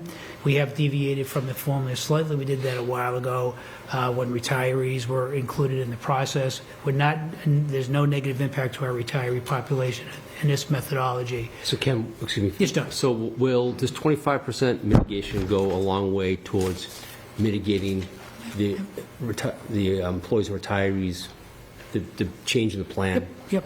Yes, it will, John. If you would permit, I made a little note here of, it may be difficult to see, but, so we've highlighted the cost share increase changes so that the members can see whereabouts in this process they might see an increase. Keeping in mind that this process does reduce the rate of increase to the members as well. Right. And for most of them, not being insensitive, but for most of them, the cost savings would probably produce an overall, even after cost sharing changes, overall savings from the 18.9%. So if you would permit me to say it this way, so logically speaking, it makes sense because they also see a savings or reduction in cost. Still an increase, I understand, still cost share changes, we understand, but it's better than the otherwise result could have been. So this does, this process is, they could decide, hey, let's add, so if someone does see a $500 more increase in a hospital stay, then they could apply for a reimbursement, and then they wouldn't have seen any cost share change. Inpatient hospitalizations are infrequent, might be an easy sort of cost share to target. By the way, the 3 levels under the inpatient are, the lowest level is for behavioral health admission, and then the members do have the opportunity to go to lower cost hospitals, or if they choose a higher cost hospital, then clearly, they would be liable for the bigger copay. But this plan, again, does not necessarily meet completely the benchmark definition. And I'll point out the out-of-pocket maximum. So the term is confusing, but what it means is during the course of the year, the insurance organization accumulates the members' out-of-pocket costs for deductibles and copays, and then when those levels reach those amounts, and then there are no more cost-sharing charges to the member. If they have a bad healthcare year, then they would never pay more than $2,500, for instance, for medical costs during the course of the year. The GIC, as you can see on the right, pushes that level up to $5,000, so it's considerably more than where we could be. So I think, Ken, that's, and I know you maybe have like one more, but I think that's 2 things that I think you just said that I want to make sure. So this is a good illustration of how we could go higher, but we're not. We could go $10,000 per family. We're stopping at $5,000. Correct. That the members, if we made no change, would experience a portion of an almost 19% premium increase with no reinvested savings. So by making this change, they should be paying less in premium, and what they may experience as $50 more here or $100 there and out of pocket, they also participate in the savings. So all the benefit or savings doesn't only accrue to the town. It has to be reinvested back in members by statute. Correct. Yep. Okay, so not trying to rush through this, but really quick, what we'll do, and we've done this before, is that the process, once approved by the board, we will share all this formal information and documents to the members of the IAC and then the PEC to be clear about exactly what is the cost share change to them, to be clear on how the rates were set by the insurance organization, what the savings would be, and then to be clear how we recommend, how they may want to mitigate this. They may recommend, they vote on this process, that there's a partial premium holiday. The voting by statute is 50.1%. The retirees are entitled to 10%, and even though they're not negatively impacted, they do have a vote. And then the remaining 90% is apportioned over the remaining unions based on the number of voting members within each of the unions. And then the town would provide that outline of voting rights and recommendations to the population. In the past, the IAC or /PEC has kind of worked collaboratively and not necessarily followed statute completely, which is fine. They've usually been more of a team when they made recommendations. So we would hope that once we get in front of them, they'll kind of share that same sentiment. Yep. And hopefully they can both get what they want, and they're going to reinvest that money in a way, and hopefully a way that satisfies multiple unions and multiple wants. Stacy and I were really hoping for a water and sewage rate hike this year, but sorry, we just couldn't get that 8%. So Nice one. we're trying. I like that. Yeah. Any questions? This is the second time we've heard it, but the first time the public has, maybe. The unions were notified last week that this vote was coming. Is anybody here for public comment relative to this topic? I want to ask that question. Okay. It is in our packet. A letter went out to each union lead that this vote was going to occur tonight. So we weren't trying to do anything under the cover of darkness, and trying to certainly get this information out to those who might want. Go ahead, Mike. Thanks, Michelle. Ken, just a quick question. When we experienced a similar double-digit increase in, I think it was 2018 or 2019, Stacy, I forget when it Correct. was. We made a plan Same thing. change at that point, and that's when we decided to create the Healthcare Stabilization Fund. So if we got another big bump like that, we could resist the urge to make a plan change, which really impacts our employees quite a bit. And so we are benchmarking GIC, and we have been, but I guess my question is, I haven't seen over the past several years where if they've been making plan changes, and, if we're, I don't want to be comparing against somebody that's also been slowly increasing their costs to their end users. Right. I don't believe the state's changed their plan since July of 2018, maybe now. Okay. Yeah, and it's been moderate. So this is fairly static, what we're seeing as Correct. far as their costs and everything. Great, thank you very much. That's helpful. It's helpful for us, I think, to see that we're still At or below. At or below that Yeah. benchmark, and Yeah. this certainly is a great solution for that. The other question I had is, when the money that we pay, that 25%, how is that reinvested into the our employees? And- So we'll create a fund, Yep. a bank account, if you will, and we'll ask them to decide how to distribute it. Okay. We will certainly suggest that let me rephrase that. We can't mandate, but we would ask them to avoid expensive reimbursement programs that may be difficult to administer. So we'll kind of rely on things that are obvious, hospital copay, for instance, or the specialist copay, where we can identify that through a carrier explanation of benefits and easily point out that this member incurred that.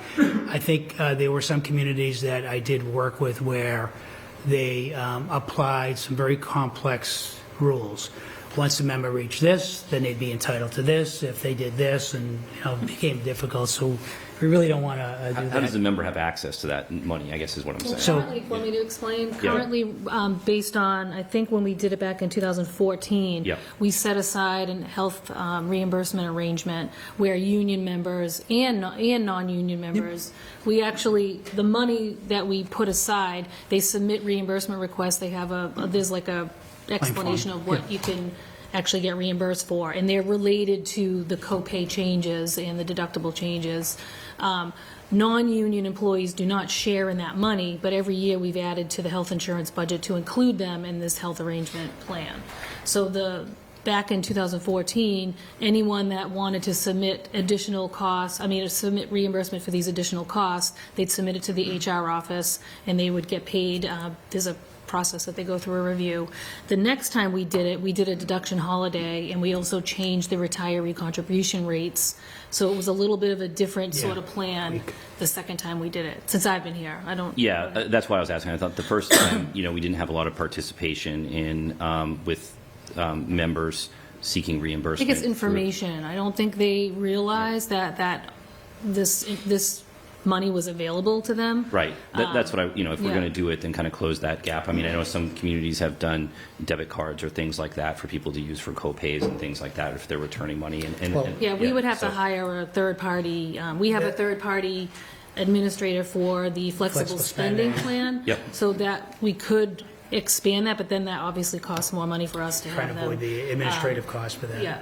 I But just I wanted know a wanted lot to of get other back to the people- members, you Yeah. know, if we're doing it, so Yeah, that's. that would be better because Yep. they don't have to submit anything to us, because I Right. think that's a piece of it too. Nobody wants to submit No. health insurance information, which I understand completely. But it's in our health, it's in our human resource department, it's confidential office. But Yeah. if we Just can hard. afford it, Yeah.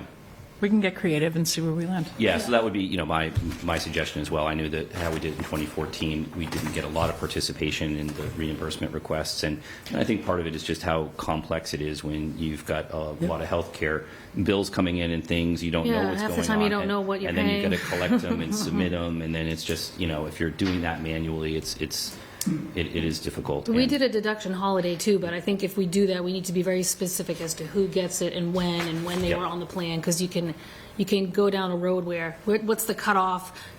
Was it fair? So we just have to be specific. I think, I mean, we'll take a vote, and then I think, do we want to know, you know, do we want updates from Beth or Stacy as to how those mechanics are working out, right? Like, we can do, there's a variety of ways, but maybe we want to ask Stacy or Beth, or Stacy through Beth and Ken, you know, where are we landing come May or June? Like, where are we landing on reinvestment? What's the mechanism look like? What combination of things? I think that's So- really up to the Does this committee. come It's up to the back committees, does but- this come back to the board for a subsequent vote, or it's just the IAC, PEC from here on out? You will sign the final agreement. It'll be Great. all of you, Okay. and it will have all of these exact components stated out. So we'll see what the members Specifically. want, we'll see where we land, and then we'll have it. Okay, that's good. If So, we can just kick the tires a little bit on that, you know, Yeah. with the third-party program that we have with the flexible spending, if there's a way for us to tweak that, to get that money right in the hands of our members. great. Yeah, Thank you. that's HR. We'll have to talk to them. Yeah, I know it's probably a few phone calls. Any other questions for Ken or Stacy? Anthony, any questions? No, no questions at this point. Okay. All right. I move the select board, move the town elect to engage the process to change health insurance benefits under Mass General Law, Chapter 32B, Sections 21 through 23. Thank you. Any additional discussion? Okay, all those in favor? Aye. Aye. Okay, I vote yes. Thank you, Ken, thanks for your Ken, patience. thank you very much. Stacy, thank you. Please stay. Next up, we're going to go through Committee on Government Regulations, so if Megan and Colin wish to join, then we have one other item pretty much after this. But if you could join us, that'd be great. I have handouts. Oh, thank you.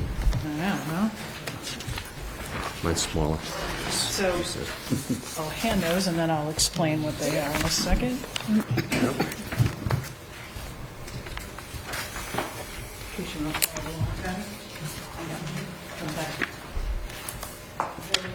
I know what this is.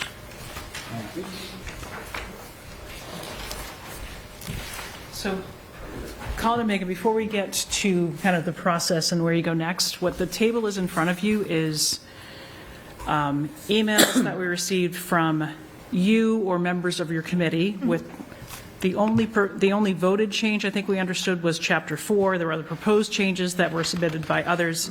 So we highlighted it, and we were hoping to go through tonight. But if in the course of glancing at this, you know, oh, we didn't adopt that change or that thing is DOA, please let us know, and we won't take the time to go through. But that's what I thought would be the easiest thing for us to do as a board is look at the changes one at a time, yay, nay, need more information. So if there's something wrong or incomplete, I'm just owning that right off the top. But if you could maybe give us a quick update as to changes that are that impact select board, the comptroller, the town manager, select board appointments, anything else that you know of, or things that aren't reflected here. And I don't know that we need an entire update on your process, because I know you're working with Jay on motions and things, and it's a pretty broad body of work. We were just mostly concerned on the things that would impact anyone that reports to the select board or the work that we do. So I'll turn it over to you and where you want to take it from there. Sure. So thanks for having us. Thanks for coming. Yeah, no, and what we've been doing so far, and you may know this already, but humor me. So we have 8 members of our committee, 1 for each precinct.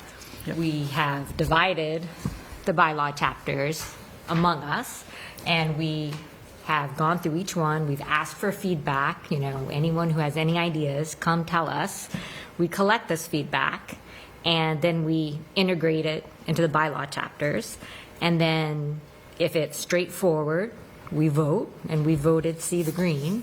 Those are the chapters we voted, and that you'll see in motions, well, in warrant articles and motions. And then if there's other committees mentioned, we want to check with those other committees. I believe Select Board received some suggested changes.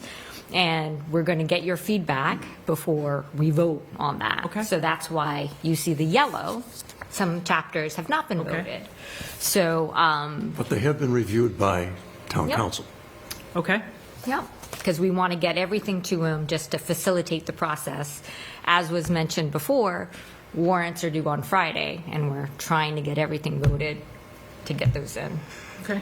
So we're happy to go through line by line, but if I just glance, so Chapter 4 has been voted on our March 3rd meeting last week. Yep.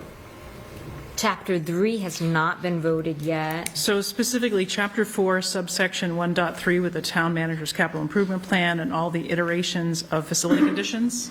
No, so... That's what I thought. Yeah? Yeah. Okay. So we voted the first one. The first, right. Yeah. That's what we received from a member of the committee saying we voted this. Yeah. But since we had seen these other changes and other proposed changes, we wanted to consider them as a board as well, so. And we appreciate that, because Okay. that's what we've been asking. You know, Yep. if a board is mentioned or a committee, then we send that to the board or committee. And, you know, even though we have a lot of respect for the chair of the board, of the committee, Gee, thanks. we want you to discuss at it as a committee and vote. Because, Well, I don't get to speak for my board. No, I don't. Sometimes boards and committees, you know, talk to different people and you hear different things. So we want them all together to discuss it. Great. And so the planning board talked about the changes we shared with them. They're coming tomorrow. The capital planning board.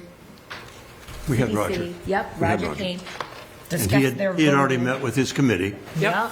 and he rejected several things. Yeah, which is great, because, you know, we're trying to facilitate discussion, you know, we collect ideas. Yep. And we take it from there. So Okay. we can go line by line. What would you like to do? Yeah, that would be best. I'd like to power through, quite frankly. Okay, good. But So would we. That would be great. if the select board, and Anthea, hopefully you have that table, it's unchanged from what was shared. You just don't have it in front of, a hard copy in front of you, but we're going to go chapter by chapter, subsection by subsection. If there are questions that we have for Colin and Megan as to why, if there's an understanding of the why behind it, let's ask it. Otherwise, we have yes, no, or it needs more discussion, which is sort of no, not now, I think is what that might mean.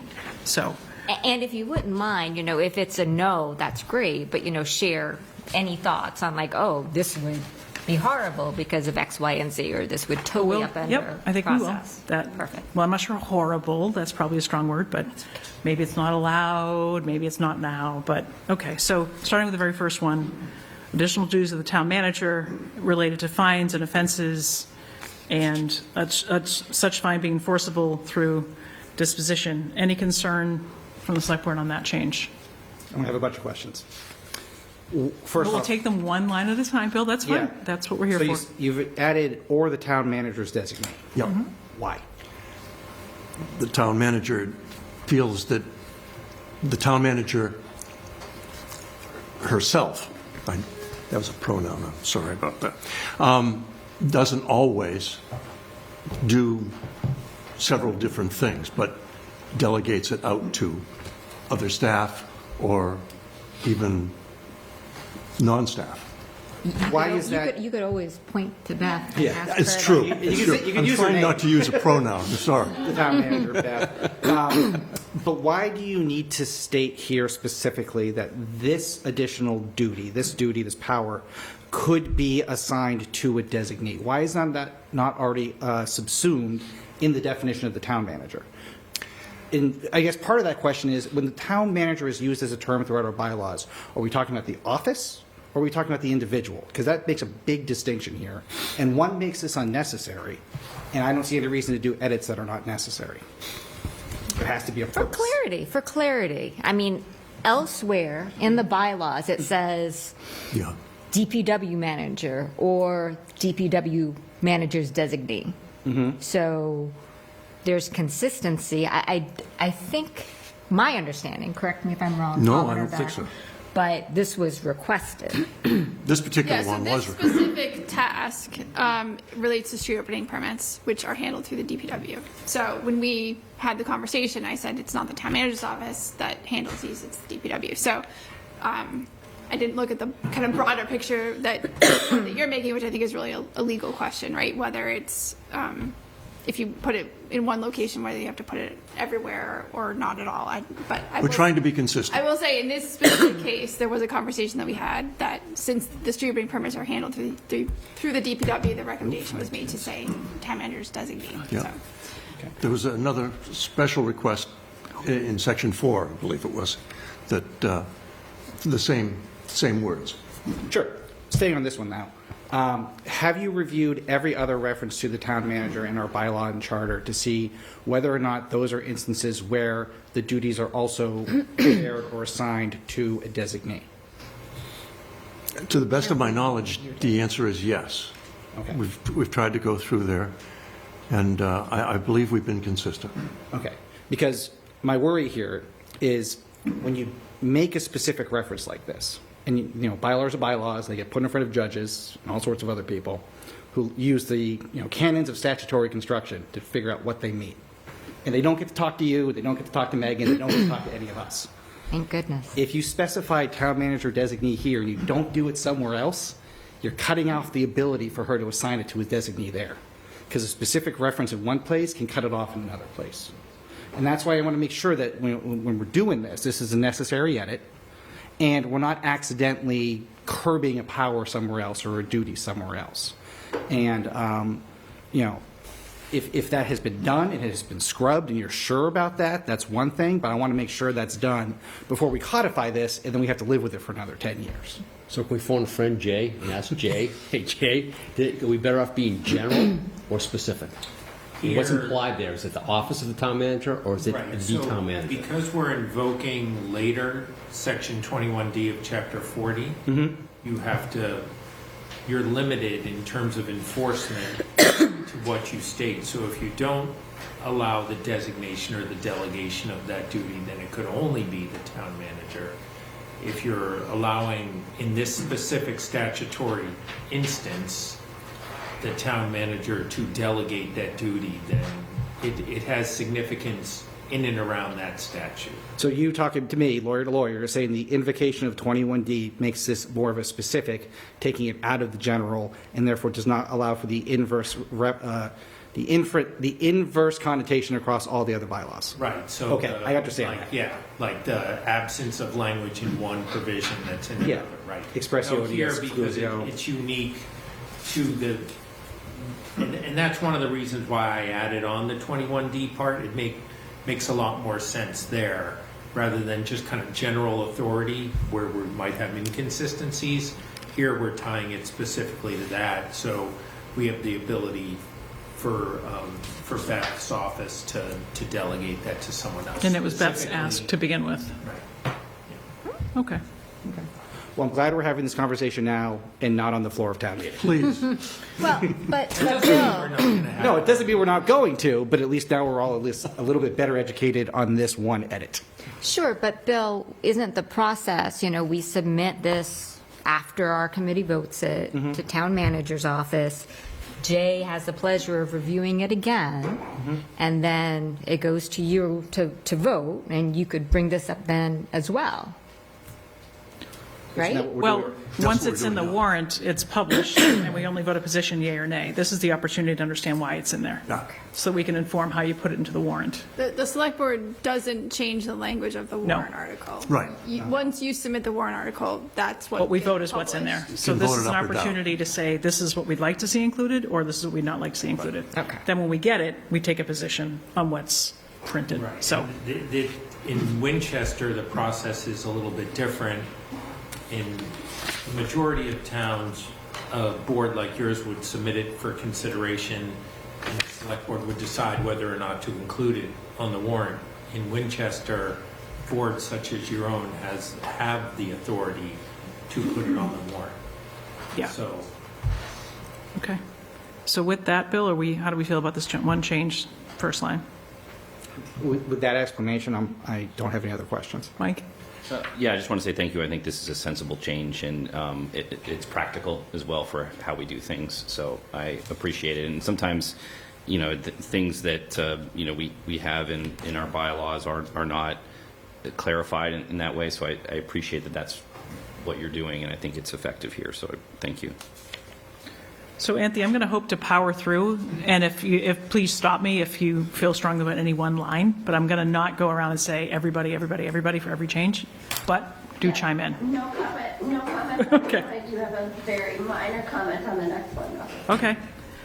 So I think we're yes on this first change. Okay. The next several changes, go ahead.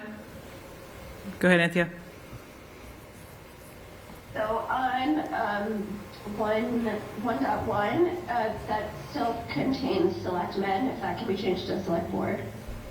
I thought we already made these changes. Yeah. These changes have already been made. I don't know what I'm looking at here. We I'm sorry. didn't send it, so Yeah. we can't vouch for it. But That was in the FinCom.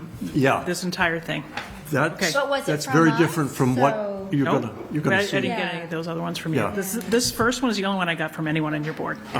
Everything else, I don't know where Other it came people. from because So this, okay.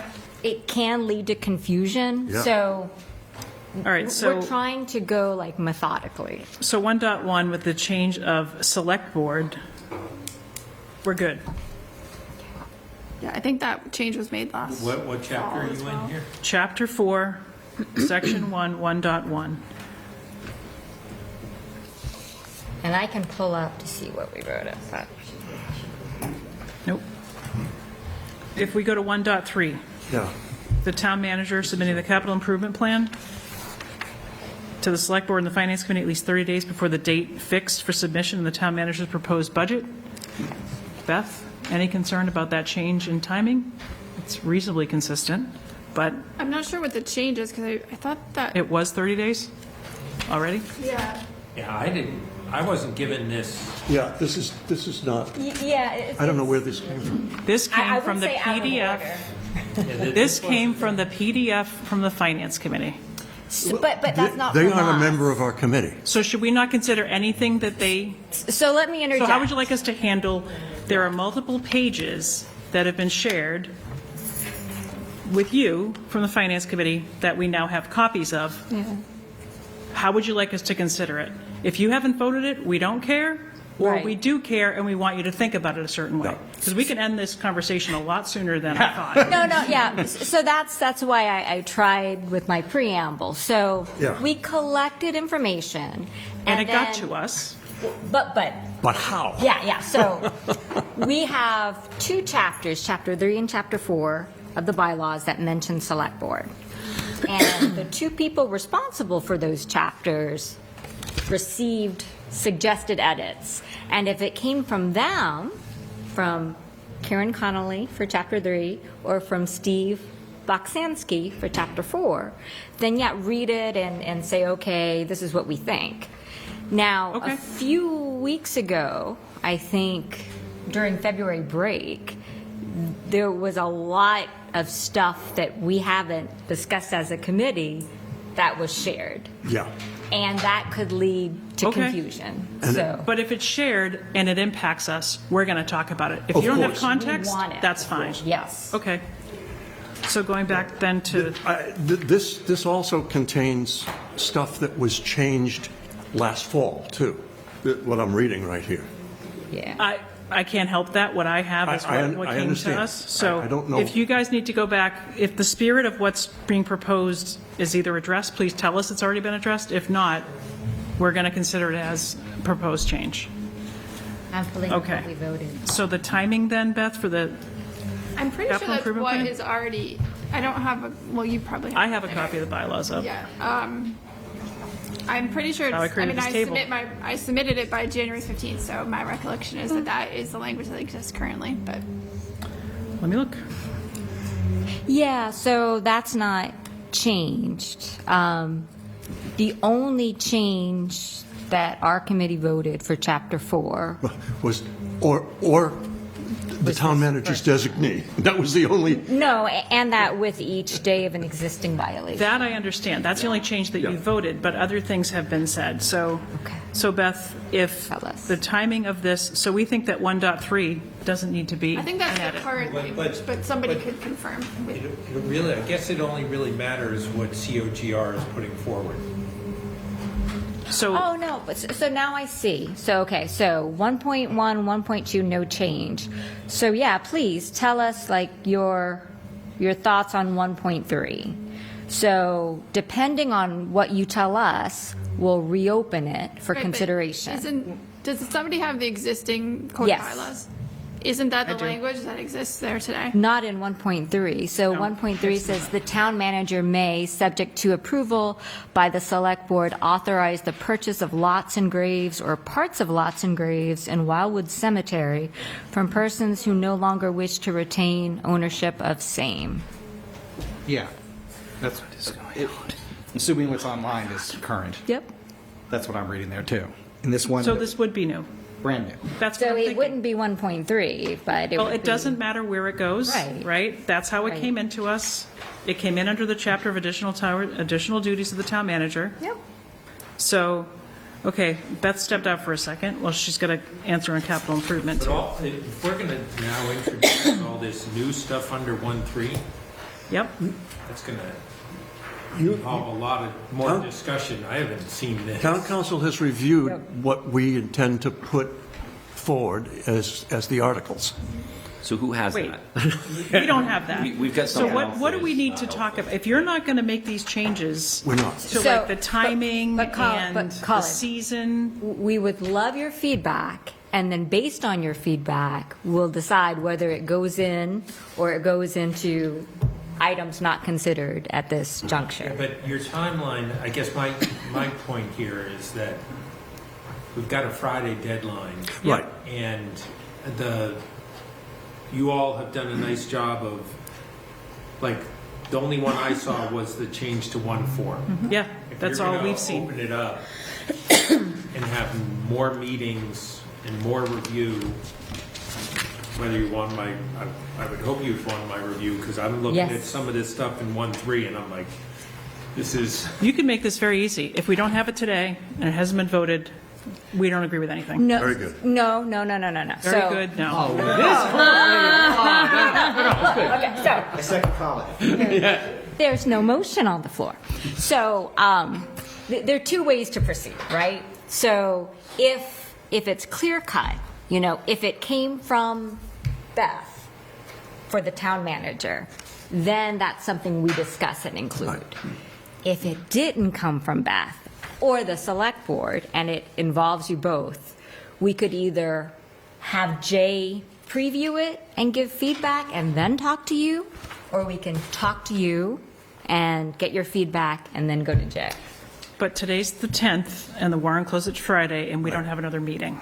So I don't think that second option The works. final, but I mean, we Yes. don't need to have the warrant in the final form by Friday, right? We'll take a vote on the final form, but we're not going to, No, I mean, I think Jay, that's fair, defer Mike. to Jay, but the because this is a code of bylaw, the article has to be we need the form of the article. No, and so, substantially the same form as the motion. But, will be. so, There can't be but just significant one changes small, from the from the small, article to the motion. small comment. So I believe because it was done in the fall, you could have umbrella language for what you're intending to change.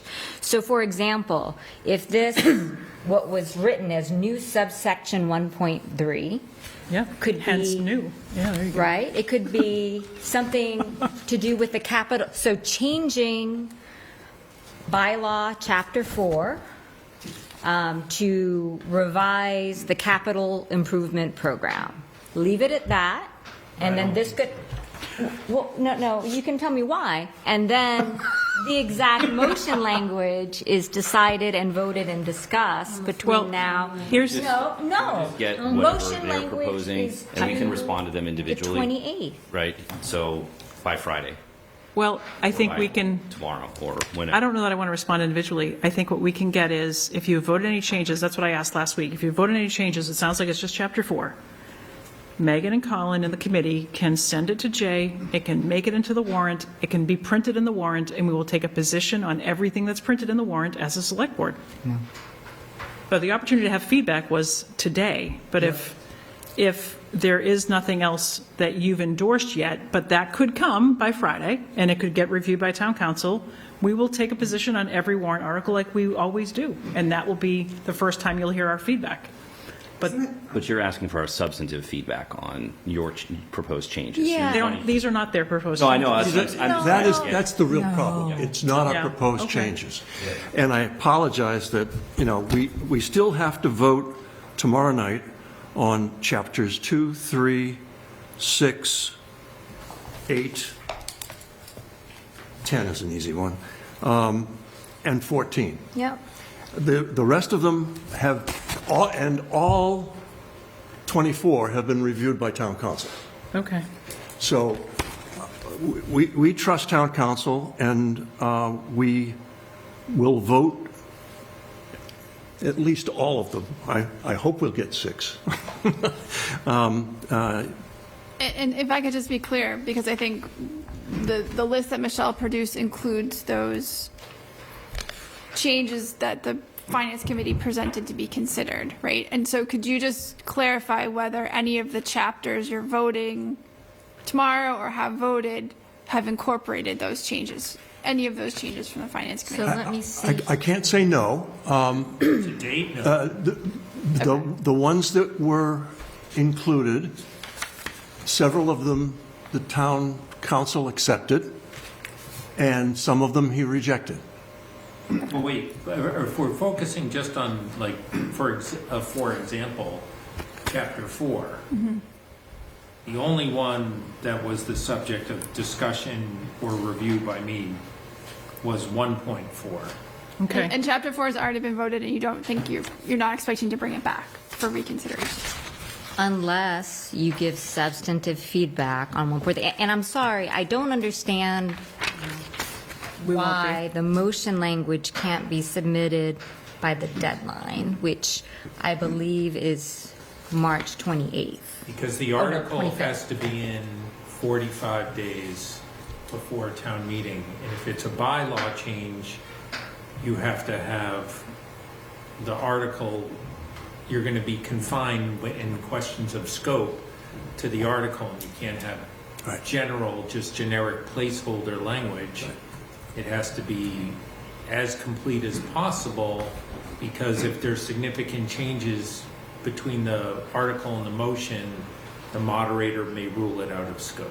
And I think the difference in the fall is that it was all the changes you were making related to a pronoun piece, right? So the article language was general enough that it incorporated every detailed change you made after the fact, which was all related to changing. Which I think we should state too, and I'm not trying to throw anyone under the bus at all, is we're kind of easing our way into the review you're doing now, and this was kind of a first thing. It was entirely not a preferred process. We kind of bent over backwards to squeeze in as much change as we could, pushing the bounds of what the moderator was comfortable with. I wouldn't want to do that, and I don't want to speak for anyone else, but I would try and avoid doing that for a lot of like really meaty stuff, which is a lot of which we have here. There's some really great work.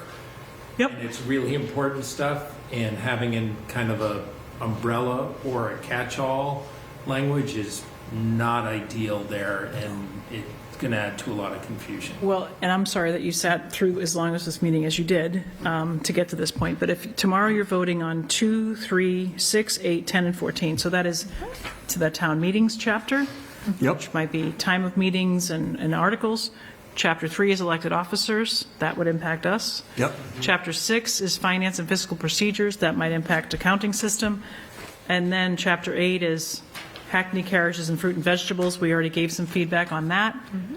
and Chapter 10 is dog leashes, and 14 is demolition of historic buildings. So we might care the most on 2, 3, and 6, but if what Finance Committee has proposed has not been considered by you, and we're not sure to take it as serious or not, I think we're just going to wait and see what you guys produce, and we can be done with this And there was portion of the only meeting. one, like, for example, for 3, and chapter 3, I don't know what else may be in this or something else.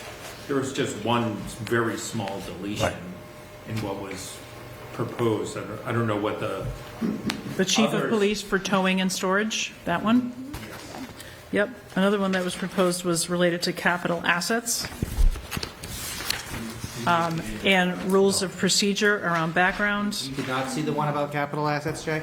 No, the only one that was presented to me, and and I don't know what discussion happened after I spent an hour with the committee, was that change to 39D, the deletion of 39D.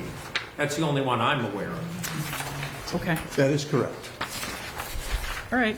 And I've had questions about 6, like what should we codify, what shouldn't we codify? chapter 6? Yeah, I don't. I mean, With the very first meeting, we talked about why are we only pulling out cemetery and water? There's so many other things. What do we, as a town, care about? I'm not going to rewrite the whole chapter. It's just what's the most important thing to pull out. I didn't see, and I felt bad about my review, and I was kind of rushing because I had to get to court today. I didn't see the need for any of those changes to 6. The only thing I wanted to change was the intro because the Department of Revenue has changed their name, and we should reference the specific laws that have that they follow. And you have it, Jay, and so there were some fun got it on additions. Saturday night. Yep, no, that's fine. I don't think what he has is like, I don't know, we should probably talk offline I'm because. happy to talk to Stacy about it before you guys meet. Okay. Sounds pretty good. So what I can happened? provide feedback if you guys want to send a version of what you're proposing. I can provide it by tomorrow if that's. Jay, I'm going to give you the grid so you have it, and then Is that acceptable to us? To 6? So for all of it, I the stuff you haven't seen. appreciate it. Oh, okay. And another idea, since thanks for explaining, why the motion language is due when it is. That was helpful because it was definitely different in the fall. So we had to do a lot of work, like more than a decade's worth of review. And if some of these changes have to be postponed to the fall, maybe that would give boards more time to discuss. I want to pounce on That's that. where we're going. Yeah. I think if there's any question that's something that deserves some better discussion and more collaboration among the boards, I think your default needs to be, let's wait till the fall. I think changing something from, getting rid of a pronoun or something like we discussed with 4.1, which is really non-controversial, non-substantive. Like when I went back through the history of past decennial reviews, that's mostly what I saw. And that's great. But anything beyond that, I think we have a lot of really, really important things to discuss at this Springtown meeting about our budget. And I think we want to put as much time and focus and energy on those topics. And if there's anything controversial that can be postponed to the fall, I think that's best for everybody. And we want to do what's best for the town. I've been advocating that if we aren't ready, then we have to leave it out. Then it has to default to what is currently in the bylaw. We'll apologize to town meeting that we just didn't have enough time to put it all together. And as we were saying, coming back in the fall with something that's more comprehensive and not rushed might be the better way to do it. There's nothing to apologize in what you just said. No, we've had 8 months. We didn't get the start that we had hoped we would get. We got a little bit buried in the fall with regular Committee on Government Regulations type information that we had to deal with. We lost quite a little bit of decennial review time in the fall. And then came Christmas, after town meeting, and it was... It's where we find ourselves. We got a late It's start fine. on several things, and some of the stuff that you've been getting from other sources. We have worked very hard to respect the information that we received. Absolutely. Even the information that you're questioning. Oh, sure. But we made it a process that we had to go back to those people who are affected by those words. And it took a lot of time. So thank you, and thank you for all the work, and thank you for anyone on your committee who's watching at the present time. I'll get to you in a minute, Mr. Markey. The opportunity for us to give feedback on what you've, not just what's wandered across your inbox, but what you've considered and what you want to move forward, we'll look forward to that process. If some of it happens before Springtown meeting, so be it. If it has to punt to the fall, so be it. We'll be happy to see it when it's available. And Ruth, if you wanted to come up, if there was something you wanted to say specifically about, Just briefly, thank you. please come up so people can hear you. And does it relate to the select board specifically? Because if it relates to the process, you should probably share it at their meeting tomorrow night. I think, I'm sorry, I just can't answer that question, but I just want the board to be aware that the Board of Health was supposed to vote on Chapter 15 tonight. The meeting was canceled, so we didn't vote, and that we have different views on that, so I just want to make you aware of that. So if you have those views and you wanted to share at your meeting tomorrow night at 6, government regs? So the chair of the Board of Health conveyed that to me. Okay. But thank you, Ruth. And so we are putting committees' votes in our report. And what I shared with Greg is that hopefully the board will meet again and vote and take this topic up at a later time. And then we could add that as an addendum at our hearing or, as a PS for our report. Okay. I don't know that we will do that, but if there are specific things you want us to consider, I don't know if we'll take it up at a future hearing or not. We'll take it up if it gets published in the warrant. Okay. But I'm not going to try to, or in the fall, of course. But I'm not going to try to get another meeting together before Friday. No, understood. And one idea is we're having different chapters of our report. So these are the chapters that have almost no change. This is like small changes that aren't really affecting things. These are the big changes that you should focus on. And here's other stuff that was suggested that we didn't take up. And you'll hear more about this in the fall. Okay. Thank you. That's great. And if I knew this is where we were going to land, I probably could have cut this off sooner, but thanks for your patience, and we'll get on to our last two topics. But if you guys want to circulate what your proposed changes are, yes, it would be helpful for us to have visibility to them, because I know you guys have put a lot of time and effort into it. Specifically, you're looking for whatever we vote Tuesday night for Chapter 2, Chapter 3, Chapter 6, which... It's whatever you want our substantive I think response he's to. asking something else. And I might not have any changes. So, Why not just send us all of your proposed edits? So something even better. So the Town Meeting Members Association has a forum. So if anyone at home, if you guys want to look at forum.winchestertmma.org, I hope, that will have a place for the dissenting or review. Anything that our board has voted is there. Oh, okay. And it's the full text. Yeah. What we will be publishing in the articles, of course, is the reduced format, which just deals with the sections that are being changed. Okay. But I think what Mike was asking for is anything that they haven't voted on that might be pushed up to the fall. Maybe he can... Just anything you would want our feedback on. Happy to try to rush that through tomorrow if it helps in your meeting. If it doesn't, fine. Thank you. Okay. Thank you. Thank you. More to come, I'm sure. All right. I'm not sure we have select board committee updates, but we'll see. Town Day, and Stacy, thank you, you can go. But thanks for weighing. Town Day, wine garden discussion, and then committee updates and an appointment. But we have in our packet a memo from the Town Day committee. We have, so if you'd like to come up, Mr. Iden, and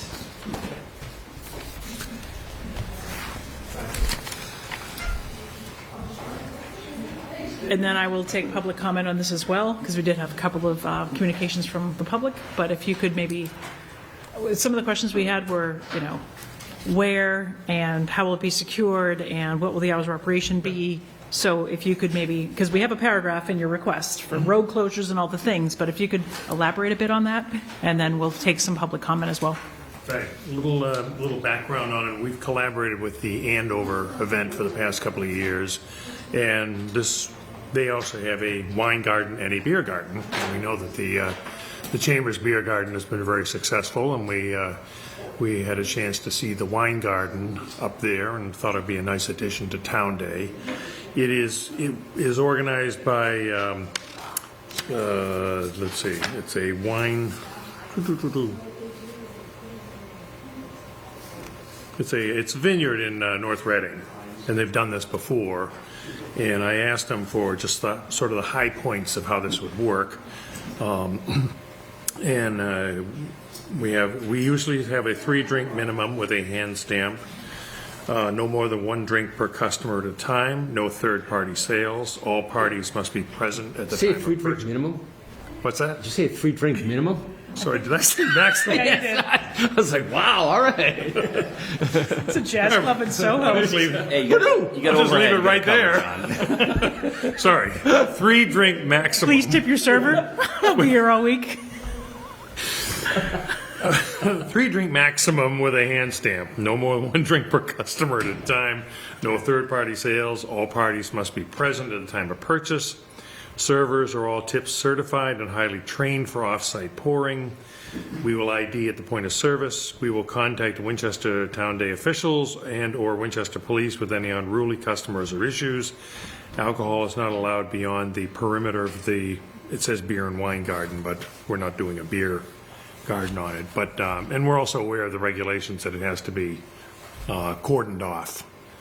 So the exact position we haven't really thought about yet. We were thinking on the bridge over the falls because we tend to have food at that area. But What were the hours you were hoping to operate this? They asked that, and I said our hours are 7 to 9 to set up, 9 to 4 is the street fair, and then an hour to clean up. I asked for their feedback whether they would think 4 hours is maximum. The Chamber's still doing their beer garden. I think they're starting a little early because there's a commitment, some kind of reservation at the Griffin Center. So I think they're doing 3 to 5. I don't want to speak for the Chamber. Theirs is starting at 2. Sorry? They are starting at 2. At 2. So would you be looking to start, I'm just trying to understand, at 9 a.m. or in the afternoon? 3-drink minimum. Come on, you got to start early. Well, if you Yeah, got guys get 4. if you got that 3-drink minimum, my best guess would be sort of around the lunch hour, like maybe 10 to 2. Okay. Again, I asked the winery for feedback on, because they need a certain amount of time to set up and a certain amount of time to break down. Okay. So does that mean it sounds like the wine garden would be operating at a different time and a different place than the beer garden? Correct. Okay. That's our plan. Yeah. And in terms of place, they would not necessarily be right next to each other. It might be two I very think separate spots. No, the beer garden's over at the Griffin. Yeah, I just don't have that information in front of me. So Yeah. I'm going off my memory, and I actually They're at the Griffin. We're looking to be downtown and tentatively on the bridge over the falls, we think. But we have to, like you say, cordon it off. Okay. Members of the public, anybody want to give comment? If not, we'll just deliberate. Come on up.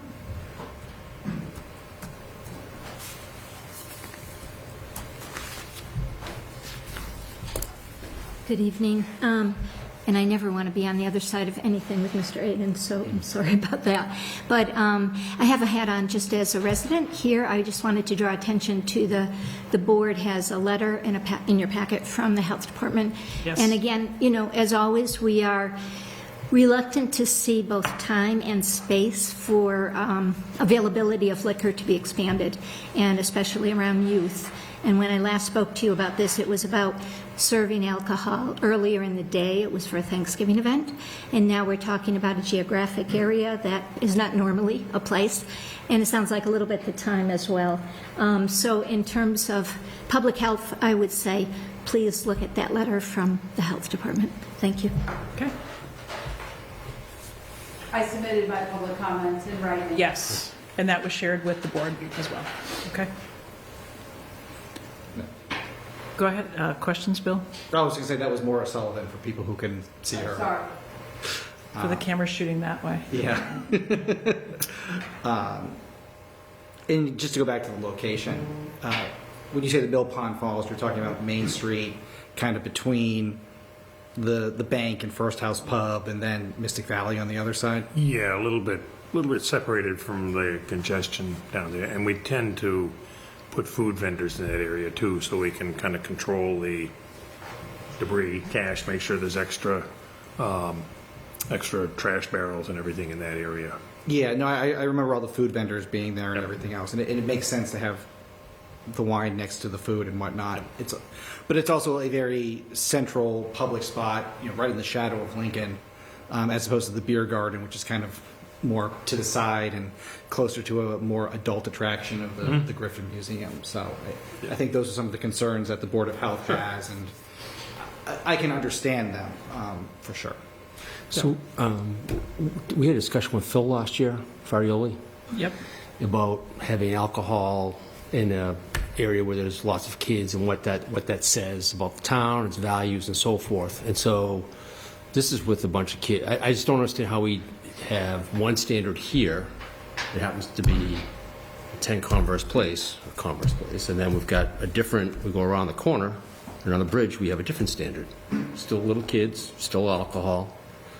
These people are here in the business of running a restaurant, and we say no to them, so how do we say yes to them? I can't speak to the beer garden, why that exists, or so forth, but I'm having a hard time reconciling that, Alan, that's all. I understand it's a good cause and so forth, but, and we said we were going to have a policy on this about how to address this going forward, and we haven't come up with one yet. Mm-hmm. So is it just going to be ad hoc, people asking them, hey, all right, well, that sounds good, and then Black Horse Tavern wants to do something out there, how are we going to say no to Jim?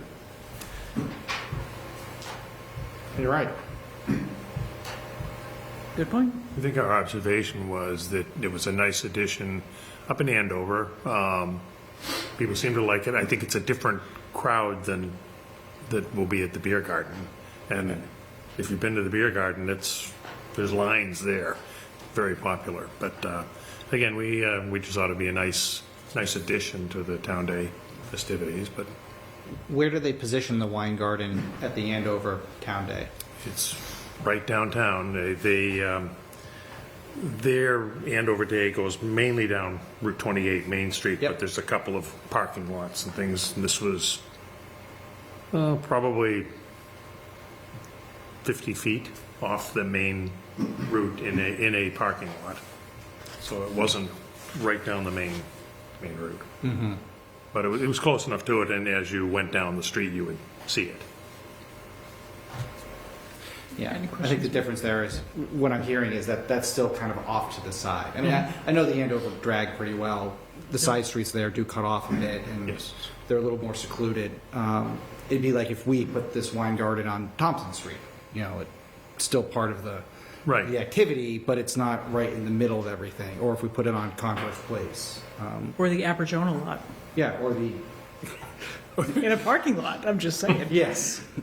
In a parking lot off of Main Drag. Yeah. I think the fact that it's just right in the middle of Main Street, kind of at the entrance to Town Day, that's where I'm getting a little hung up right now. Yeah, and we're very flexible on that right now. I mean, that's just like an idea that's put out. Thompson Street's very congested. And Aberjona Drive would involve people crossing Waterfield. We don't want to do that. Converse Place has its own problems. We've used them in the past, and there were dumpsters there, which nobody wanted to be on Converse Place, and the people we put there complained about it. Okay. But we're certainly open to suggestions for other places. Again, the committee just felt that after seeing Andover that it was a nice addition to the event, and again, a different clientele than the beer garden. Mike? Thanks, Michelle. Thank you, Alan, for bringing this forward. I definitely appreciate some of the concerns around these events and public drinking and what message that sends. And I think over the years we've been kind of expanding this as a use, and the beer garden is one of them. And my experience with it is that these are contained, they are well managed, having tip certified staff there. And certainly if it's, the chamber or if it is the town day committee, people that are stakeholders in the community that are managing the success of that process is helpful. So I think it actually sends a good message to the public. I don't see a lot of these events where people are doing keg stands and getting hammered and falling over drunk. It is social. And then I think what happens is people end up stopping by there for a little while and then going to a restaurant somewhere else. But it's a nice little community event, I think, to kind of tie in whatever is around it. So, I think if you find a good location and you batten down the hatches on the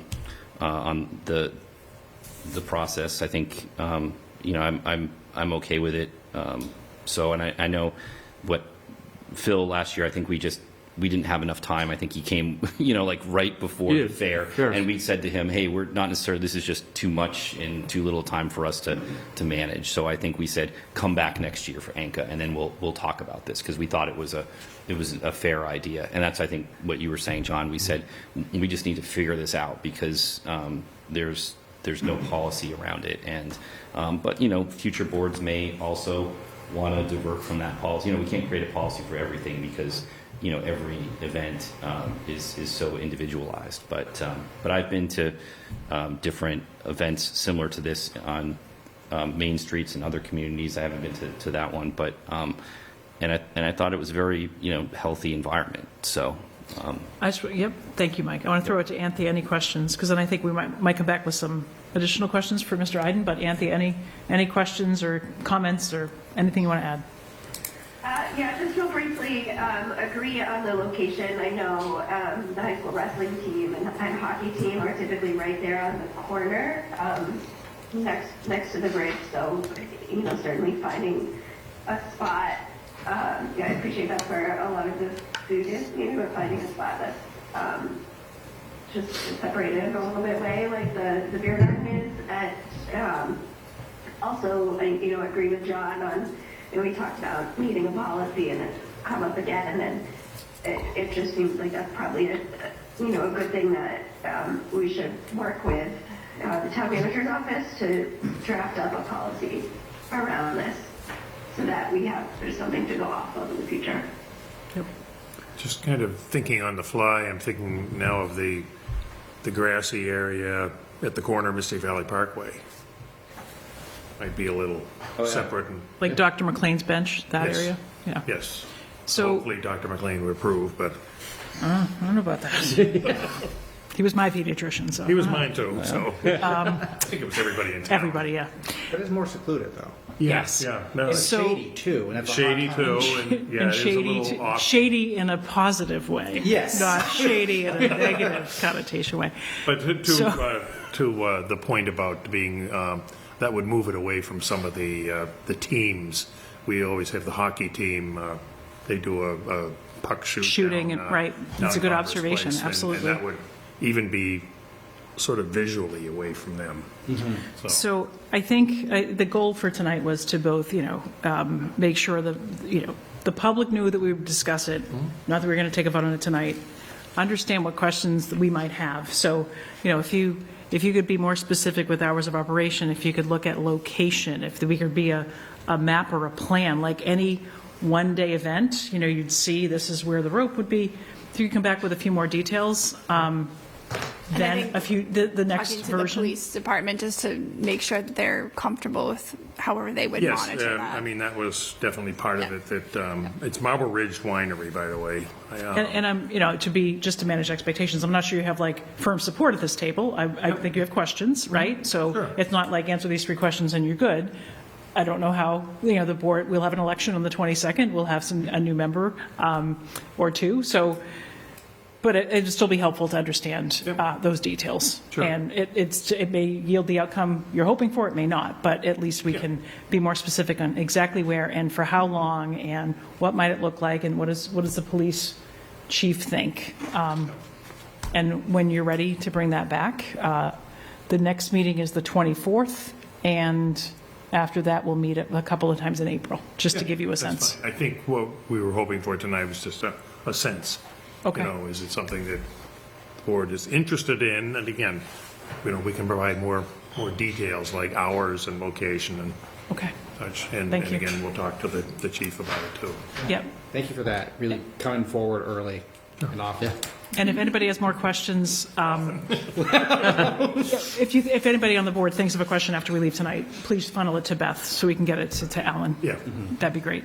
townday@townday.org.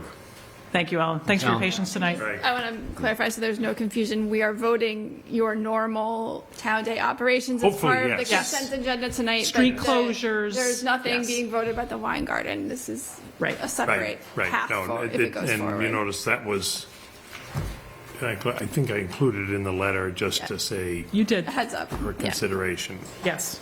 Thank you. Yeah. Okay, and thanks for And sticking I through was it. told that my letter was late. Yes. It's usually on the January schedule, so. Okay. All right. Thank you. Thank you very Okay. much. Thank you very much. Does anybody want to share select board committee updates? Dave Miller asked to get on the agenda. He's got Trees. Trees, several items to trees, modifications to the bylaw, some changes to some regulations. So we talked to him, I think, last fall. Yep. And we said we'd have him back. Yes. I talked to him this morning, and he just I asked communicated for with this. him a couple weeks ago and said we'd probably get him on in April. Certainly before town meeting was the promise I made. So I think that's doable. It will happen before town meeting. That's probably April. But thank you for that. Anything else? I know we have one committee appointment and the consent agenda. All right. I move that we reappoint Geetha Mathayalakin to the EFPBC with a term to expire on March 1st, 2028. Just a question here, Michelle. And Patty, how many terms is this for Geetha? So it said it in my email. Okay. She has been a member Many. since 2010. Yep. And which is the reason why I requested that she resubmit an application and her resume. This is specific to engineering, so it's an engineering position the board is Yep. appointing, and no one else has applied. Yeah. So I think we have to have a motion to find that there's no other Oh, yes, qualified I'm applicant. sorry, I forgot to include that, is that, that you waive the year wait period, Yeah, that's part and of it.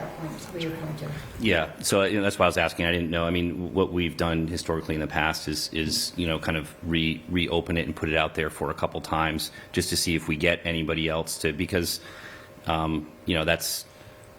that will be appointing her for 18 years to a position. I mean, that is not necessarily in the spirit of what we've been trying to do.